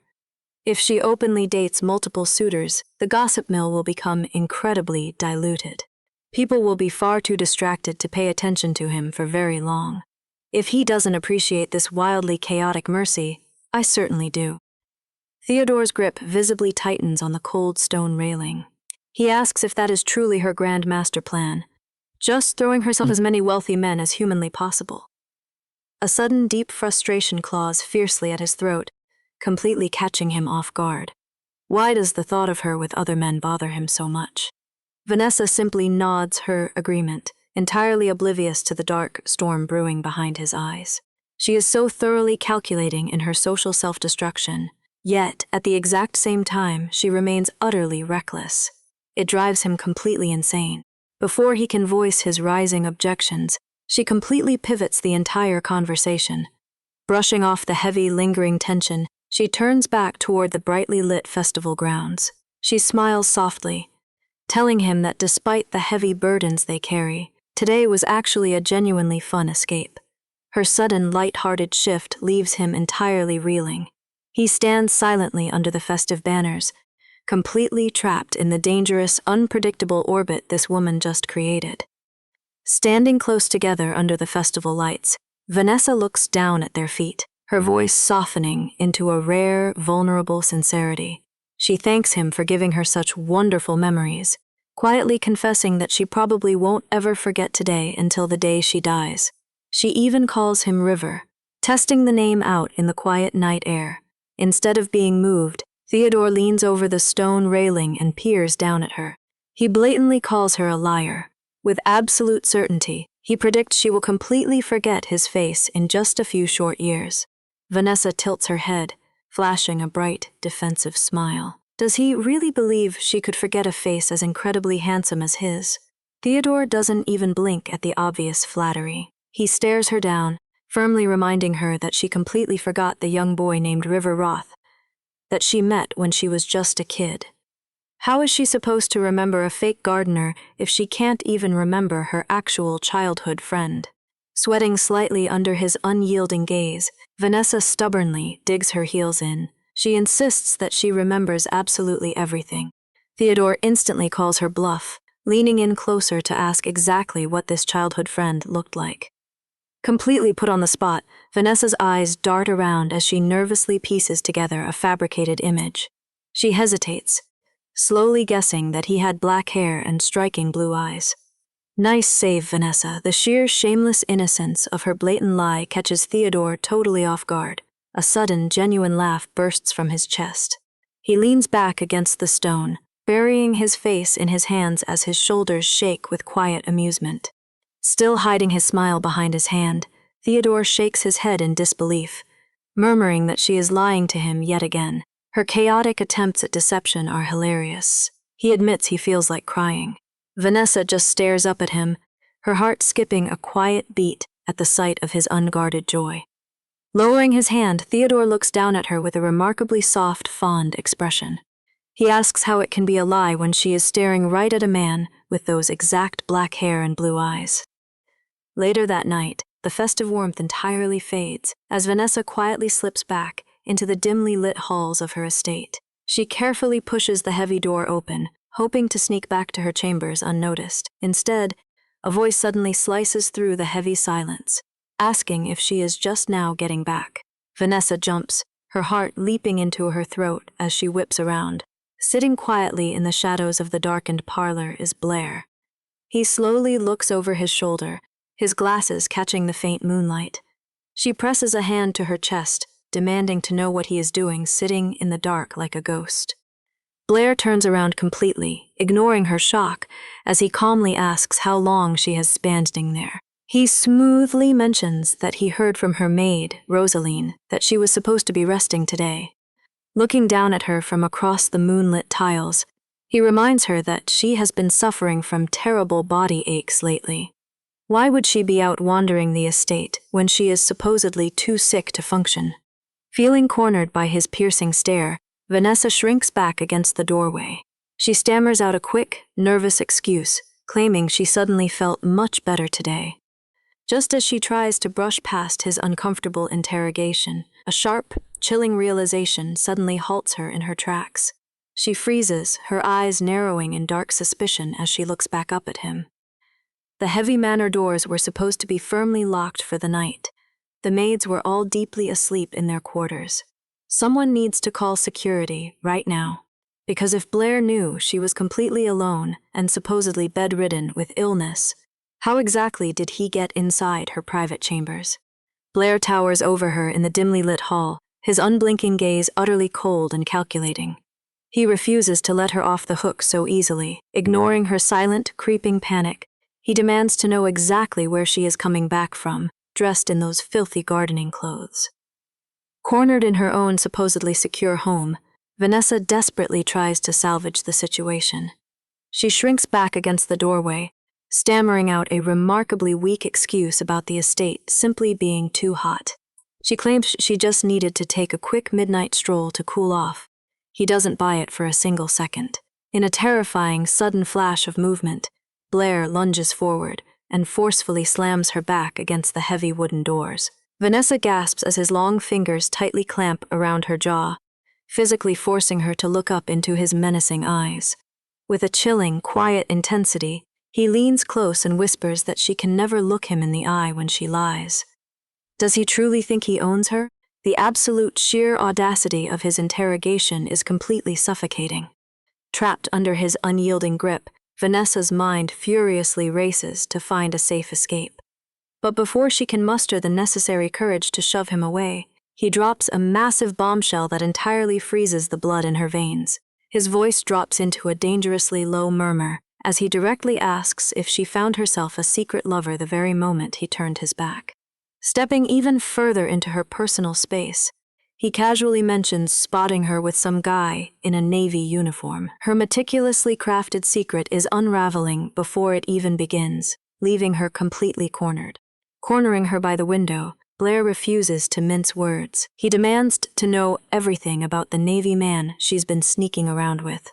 Flushed and trapped in his unyielding grip, Vanessa desperately stammers that he's just an old childhood friend she happened to run into. His grip tightens as she speaks. The cold jealousy in his eyes is undeniable as he leans in even closer, practically pinning her in place. He demands to know if her uncle is aware of her little secret. Does he already know? Finally finding her nerve, Vanessa slaps his hand away. She fiercely warns him not to lay a single finger on her friend. "What gives you the right to judge me?" she snaps. "Think about your fiancé." "Stop crossing the line, Blair." He repeats her words with a dark chuckle, stepping right back into her space.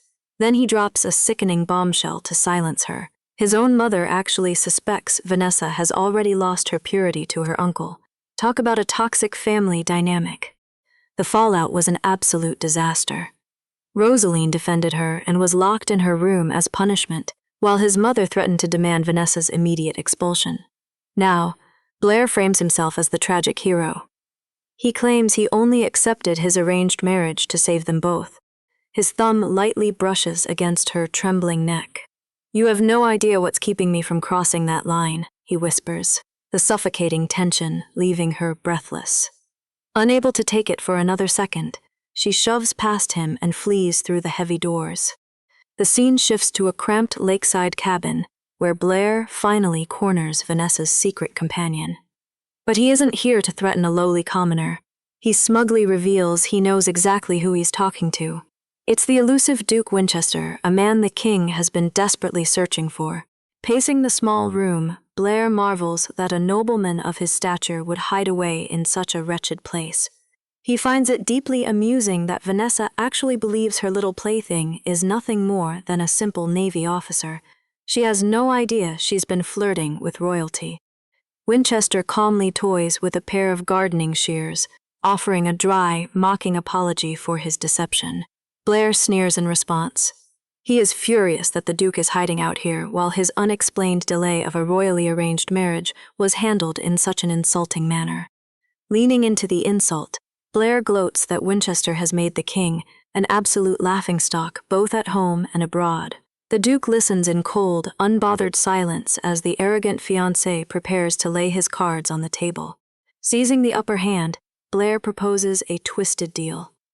If the Duke is so devoted to dodging his royal duties, he should just sacrifice himself and disappear within a few days. Winchester's knuckles turn white around his shears as he processes the ultimatum. Sounds simple, right? Blair claims he's only kept the Duke's true identity a secret to protect Vanessa's fragile honor. But the disguised gardener just smirks at the sheer hypocrisy. Honor? Winchester muses. The lady herself seemed to want me to ruin her honor completely. Blair's smug facade cracks. He glares at his rival, angrily accusing the Duke of secretly hoping to destroy the poor girl's reputation all along. But he has severely underestimated the man sitting across from him. Seriously, don't pick a fight with a hidden Duke. Winchester flips the script, his voice dripping with venom as he exposes Blair's toxic hero complex. The fiancé only tolerated Vanessa's rebellion because he thought Winchester was a powerless nobody.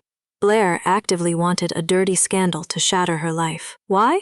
So the broken girl would be forced to crawl right into his waiting arms.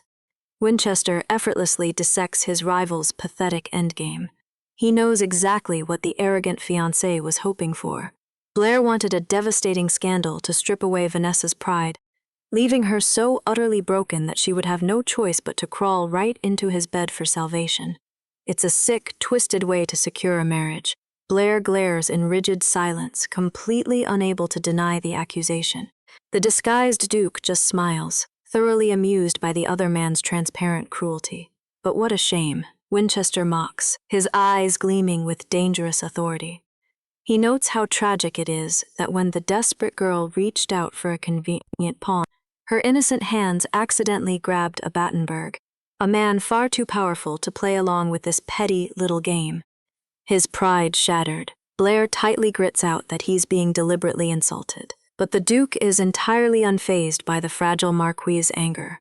Winchester just offers a lazy shrug and twirls his gardening shears, flawlessly dismissing the aristocrat as if he were nothing more than a minor annoyance. If the conversation is over, the gardener announces he'll be taking his leave.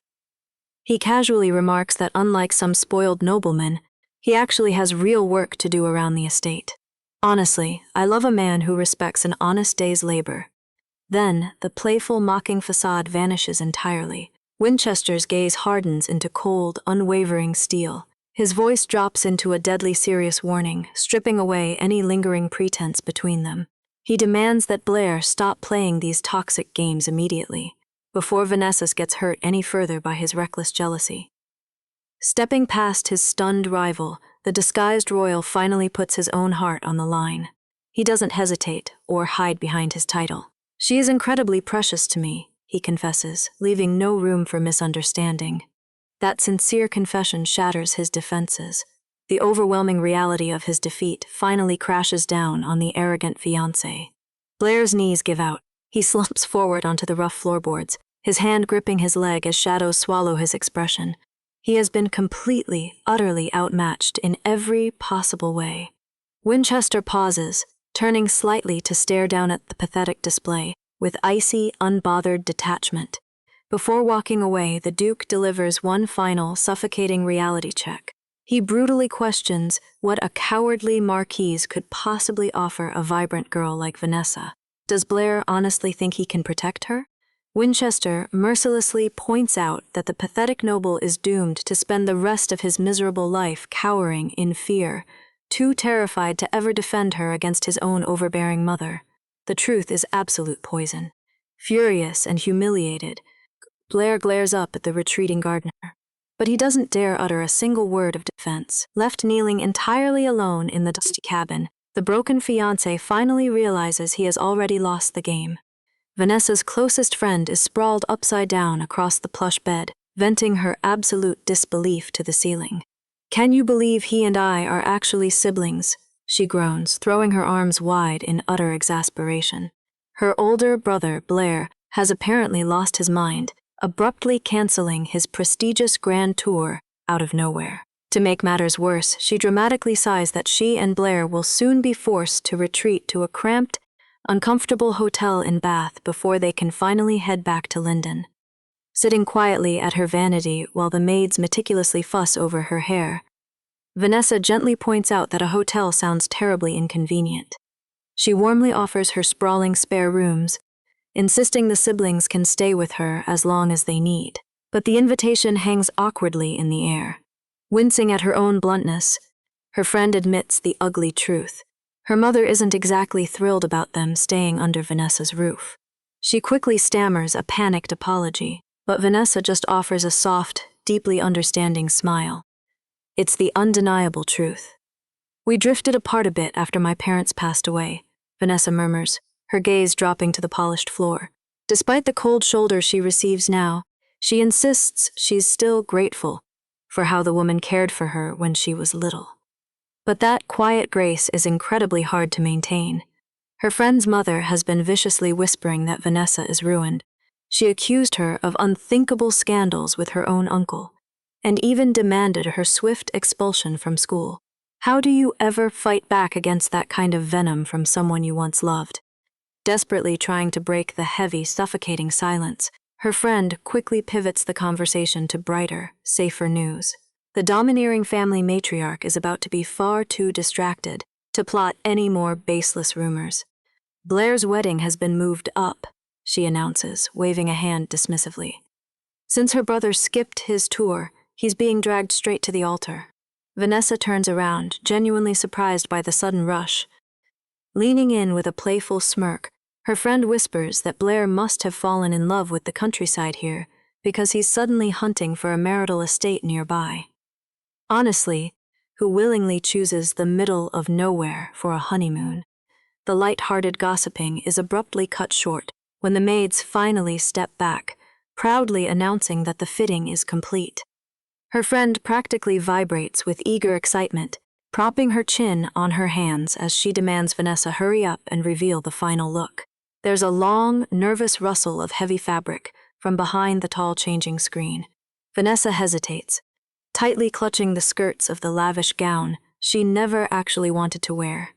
Every brush of the expensive silk against her skin feels like a cruel reminder of the massive family debt and the suffocating engagement she's desperately trying to escape. To ruin this unwanted marriage, she needs a massive scandal, not a perfect dress. Peeking nervously from behind the ornate partition, Vanessa's anxious eyes dart around the room, seeking reassurance. "How do I look?" she asks softly, finally stepping fully into the warm morning light. She is an absolute vision, in intricate white lace and delicate florals, the sunlight perfectly catching the soft sweep of her blonde hair as she timidly asks if the elaborate dress looks strange. But any lingering doubts are instantly shattered. Her friend gasps, sprinting across the grand room to grab her hands with starry-eyed awe. "Oh my God!" she squeals, overwhelmed with delight. "You look so incredibly beautiful." Rosaline stares at her best friend, completely overcome by the bittersweet sight. Seeing Vanessa look so breathtakingly beautiful in the delicate lace of her wedding dress only fuels a deep, burning anger toward the looming marriage. It's just so painfully unfair. Her hands clench tightly into trembling fists, her face flushing with raw frustration as she mutters her darkest thoughts aloud. She practically growls that it makes her want to march right over to the estate and personally kill the horrible old count she's engaged to. Honestly, I'd gladly hand her the weapon. Touched by her fierce, unwavering loyalty, Vanessa gently squeezes her hands. Her voice is thick with emotion as she softly murmurs her friend's name, grateful for the protection she can't offer herself. Gently taking Vanessa's gloved hands in her own, Rosaline tries to swallow back her tears and focus on a sweet, comforting superstition. With a trembling smile, she insists that a bride's best friend, being the very first to see her in her veil, absolutely guarantees she will live happily ever after. The words are a desperate, beautiful wish for a girl trapped in a nightmare. Even though she absolutely despises the man Vanessa is being forced to marry, Rosaline refuses to let that ruin the beauty of the morning. Burying her face in her friend's shoulder, she throws her arms around her in a desperate, clinging hug. She tearfully confesses that simply being able to witness this once-in-a-lifetime moment, seeing Vanessa as a bride with her own eyes, makes her incredibly happy. Vanessa's heart swells at the raw devotion. She softly thanks Rosaline for always being by her side, no matter how dark things get. But this deeply intimate, fragile moment isn't entirely private. Just outside the grand fitting room, a pair of sharp, calculating green eyes peer through the narrow crack of the heavy double doors. Theodore stands perfectly still in the shadowed hallway, silently watching the two friends embrace in the warm sunlight. His expression gives absolutely nothing away, his gaze unreadable behind his glasses as he lingers out of sight. He remains a quiet, hidden spectator to the very wedding he is already helping to completely destroy. What exactly is the gardener thinking as he watches his fake lover prepare for another man? Miles away in a lavish, suffocatingly pristine parlor, the atmosphere in the Winchester household is far less affectionate. The domineering parents of Rosaline and Blair are already deeply annoyed by the latest scandalous news brought by their servants. Standing stiffly before a massive, imposing family portrait, Louise Winchester rubs her temples in absolute frustration. She completely despises the fact that Blair actually plans to spend his entire honeymoon down in the southern countryside. She collapses onto a plush sofa with a heavy, exasperated sigh, the picture of aristocratic stress. She bitterly tells her stern husband that this is exactly what happens when they lose control. She snaps that they never should have allowed their precious children to stay at Somerset in the first place. Leaning heavily against her hand, Louise tries to maintain a facade of detached grace. She casually claims she doesn't mind them hanging around Vanessa, only to immediately backtrack and admit she absolutely hates the girl's influence. Her husband, Henry, is far less subtle about his venom. Looking down at his wife with cold, unyielding disdain for the indebted orphan, he outright declares that he absolutely despises Vanessa, associating with their high society children. But the bitter conversation suddenly takes a strange, uncomfortably intimate turn. Reaching out with a gloved hand, tilting her face up to meet his intense gaze. He leans in dangerously close, his thumb roughly brushing her lower lip. A dark, amused smirk crosses his face as he notes just how worked up she always gets over this pathetic drama. He quietly mocks her twisted little hobby. His amusement quickly gives way to a chilling, calculated cruelty as he poses a terrifying question. Henry casually wonders if blood relatives can instinctively recognize one another. He asks if their precious high society children would actually be able to identify their real father. The implication hangs incredibly heavy in the suffocating parlor. Staring down at his trembling wife, he coldly demands to know who else is aware that Louise is currently pregnant. Forced to her knees, a terrified Louise chokes back her desperate tears. She weakly stammers that absolutely no one knows her dark, humiliating secret. No one, except for Henry and the baby's true father. A bitter, mocking laugh escapes his lips as he aggressively runs a hand through his perfectly styled hair. Looking down at his weeping wife with absolute, unyielding authority, Henry delivers a commanding ultimatum. He sharply orders her to listen very carefully to his next words. Regardless of its true parentage, the child growing in her womb is already legally his. Sounds like a twisted blessing, right? But it is far from that their flawless aristocratic marriage will proceed exactly as Watchas said. Exactly as planned, without a single disruption. He fully expects her to raise the baby right by his side, forcing her to live a perfect, agonizingly hollow lie. Trapped under his deeply unsettling stare, Louise realized the horrifying reality of her golden cage. Snatching her trembling hand in a bone-crushing grip, Henry leans in close to deliver his final blow. He dangerously whispers that keeping her bound to this miserable, fake life is the only true punishment he can inflict on her and her secret love. It is a brutal, silent war fought completely behind closed doors. Meanwhile, entirely oblivious to the Winchester family's incredibly dark, twisted drama, Vanessa's peaceful morning is abruptly shattered. The heavy double doors of her grand fitting room suddenly swing open, cutting her warm, emotional embrace with Rosaline entirely short. Theodore steps out of the shadows and straight into the bright, sunlit room. His sharp golden eyes narrow slightly from behind his thin glasses. His expression is utterly unreadable as he fiercely surveys the delicate white lace of her lavish wedding dress. Vanessa instantly freezes, her breath hitching in her throat as her fake lover finally steps directly onto the stage. How much did he just see? Alone in a grand, sunlit parlor, Theodore stares blankly at the letter in his hands. The mere sight of it pulls him into a daydream, and he can already hear Vanessa's sweet voice echoing in his head, calling his name like a gentle summer breeze. Has he completely lost his mind? He throws the paper over his face with a heavy, frustrated sigh. He is losing his mind.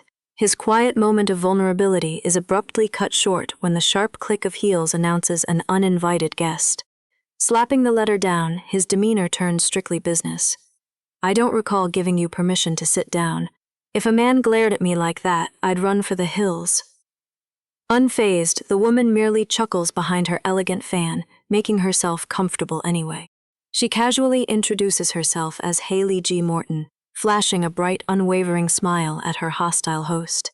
Theodore just glares at her in absolute silence, completely unimpressed by her cheerful attitude. What is her game here? Leaning forward in his chair, he cuts straight to the chase and demands to know exactly how she tracked him down. Haley plays coy. She teasingly wonders aloud if his cousin or grandmother tipped her off before politely refusing to give him a straight answer. She claims she'd hate to lie and break the trust between them, earning a dark, mocking scoff. Trust? When we've only met once or twice. Undeterred by his icy reception, Haley drops the real reason for her visit. She's heard a fascinating rumor that he's secretly seeing a woman down south. Theodore's icy facade cracks just a fraction as Haley's words settle in the quiet parlor. The rumor about his secret lover down south isn't just an idle whisper, and he suddenly recalls a very specific warning. Vanessa's sweet voice echoes in his memory, teasingly predicting that if such rumors ever surfaced, he was going to need her help very soon. Looks like his fake fiancé was entirely right. Haley rests her chin on her hands, smiling with unsettling confidence. She casually tells him that just as he needs her absolute silence, she needs him, perfectly cornering the Duke in his own home. Far from the stifling politics of his grand estate, his mind drifts back to the rustic quiet of the South, where those very rumors began.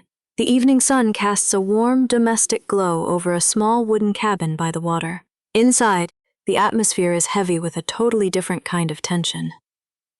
Theodore sits in a large wooden tub, gently washing Vanessa's hair as she rests back against his bare chest.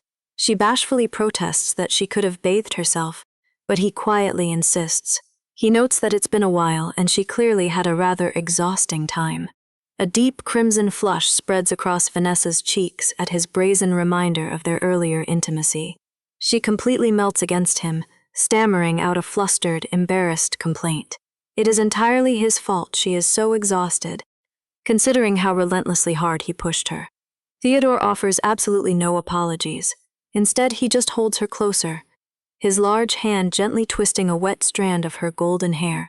Trying to steer the conversation to much safer waters, Vanessa happily reports that she finished her wedding dress fitting while he was away from the cabin. With the warm summer slowly drawing to a close, she softly reminds him that they will really be holding their wedding soon. There isn't much time left before they have to face high society together. Theodore's gaze darkens with quiet calculation as he holds his beautiful bride-to-be in the fading sunset light. He knows exactly how fast the clock is ticking. Every single piece must fall perfectly into place for this grand scandal to work. He needs this fake marriage, not just to protect her, but to execute the dangerous plans he's been meticulously plotting behind his family's back. Those secret plans are entirely focused on escaping the suffocating control of his own family. A grim memory surfaces of his last tense meeting in a shadowed parlor. The imposing matriarch of the Battenberg estate had calmly offered him a strict ultimatum over her teacup. If he found this Haley Morton girl acceptable, she would temporarily drop her relentless push for a royal marriage alliance. He refuses her trap entirely. Theodore stares back at her with chilling calm, finally confirming his dark suspicions that his grandmother was the one sending spies down south. Setting his delicate teacup down with a sharp final clink, he bluntly states he has absolutely no intention of ever marrying into the royal family either. His defiance earns a terrifyingly cold glare. Does he truly intend to end their prestigious lineage once and for all? She sternly reminds him that the Mortons are a founding family with an impeccable reputation. If he insists on throwing away a royal match, then marrying Haley is his only viable option left to prove his unwavering loyalty to the demanding crown. The atmosphere in the room plummets to a freezing low as she ruthlessly invokes their darkest shared history. A torrential rain seems to pour through Theodore's memory as his grandmother cruelly asks if they hadn't both witnessed the pathetic end his parents' foolish little love game plot brought about. The unspoken threat hangs thick, standing over her silent grandson. She lays down her absolute final condition. She won't pry into whatever shameful things he is doing down south, as long as he agrees to meet with Haley at least 3 times. The matriarch's strict gaze bears down on him, laying on the guilt with expert precision. She claims it breaks her miserable old heart to see him recklessly risk his prestigious position. She firmly warns him never to abandon his powerful family for something as trivial and fleeting as love. Theodore clenches his fist in silent, bitter frustration as her manipulative words echo in his mind. Love? He internally scoffs at the very concept. As far as the Duke is concerned, his scandalous arrangement down south is completely devoid of true romance. It is a fragile relationship entirely built on deception and calculated lies, right from the very beginning anyway. The grim memory of his estate fades, replaced once again by the warm, soothing water of the rustic wooden tub.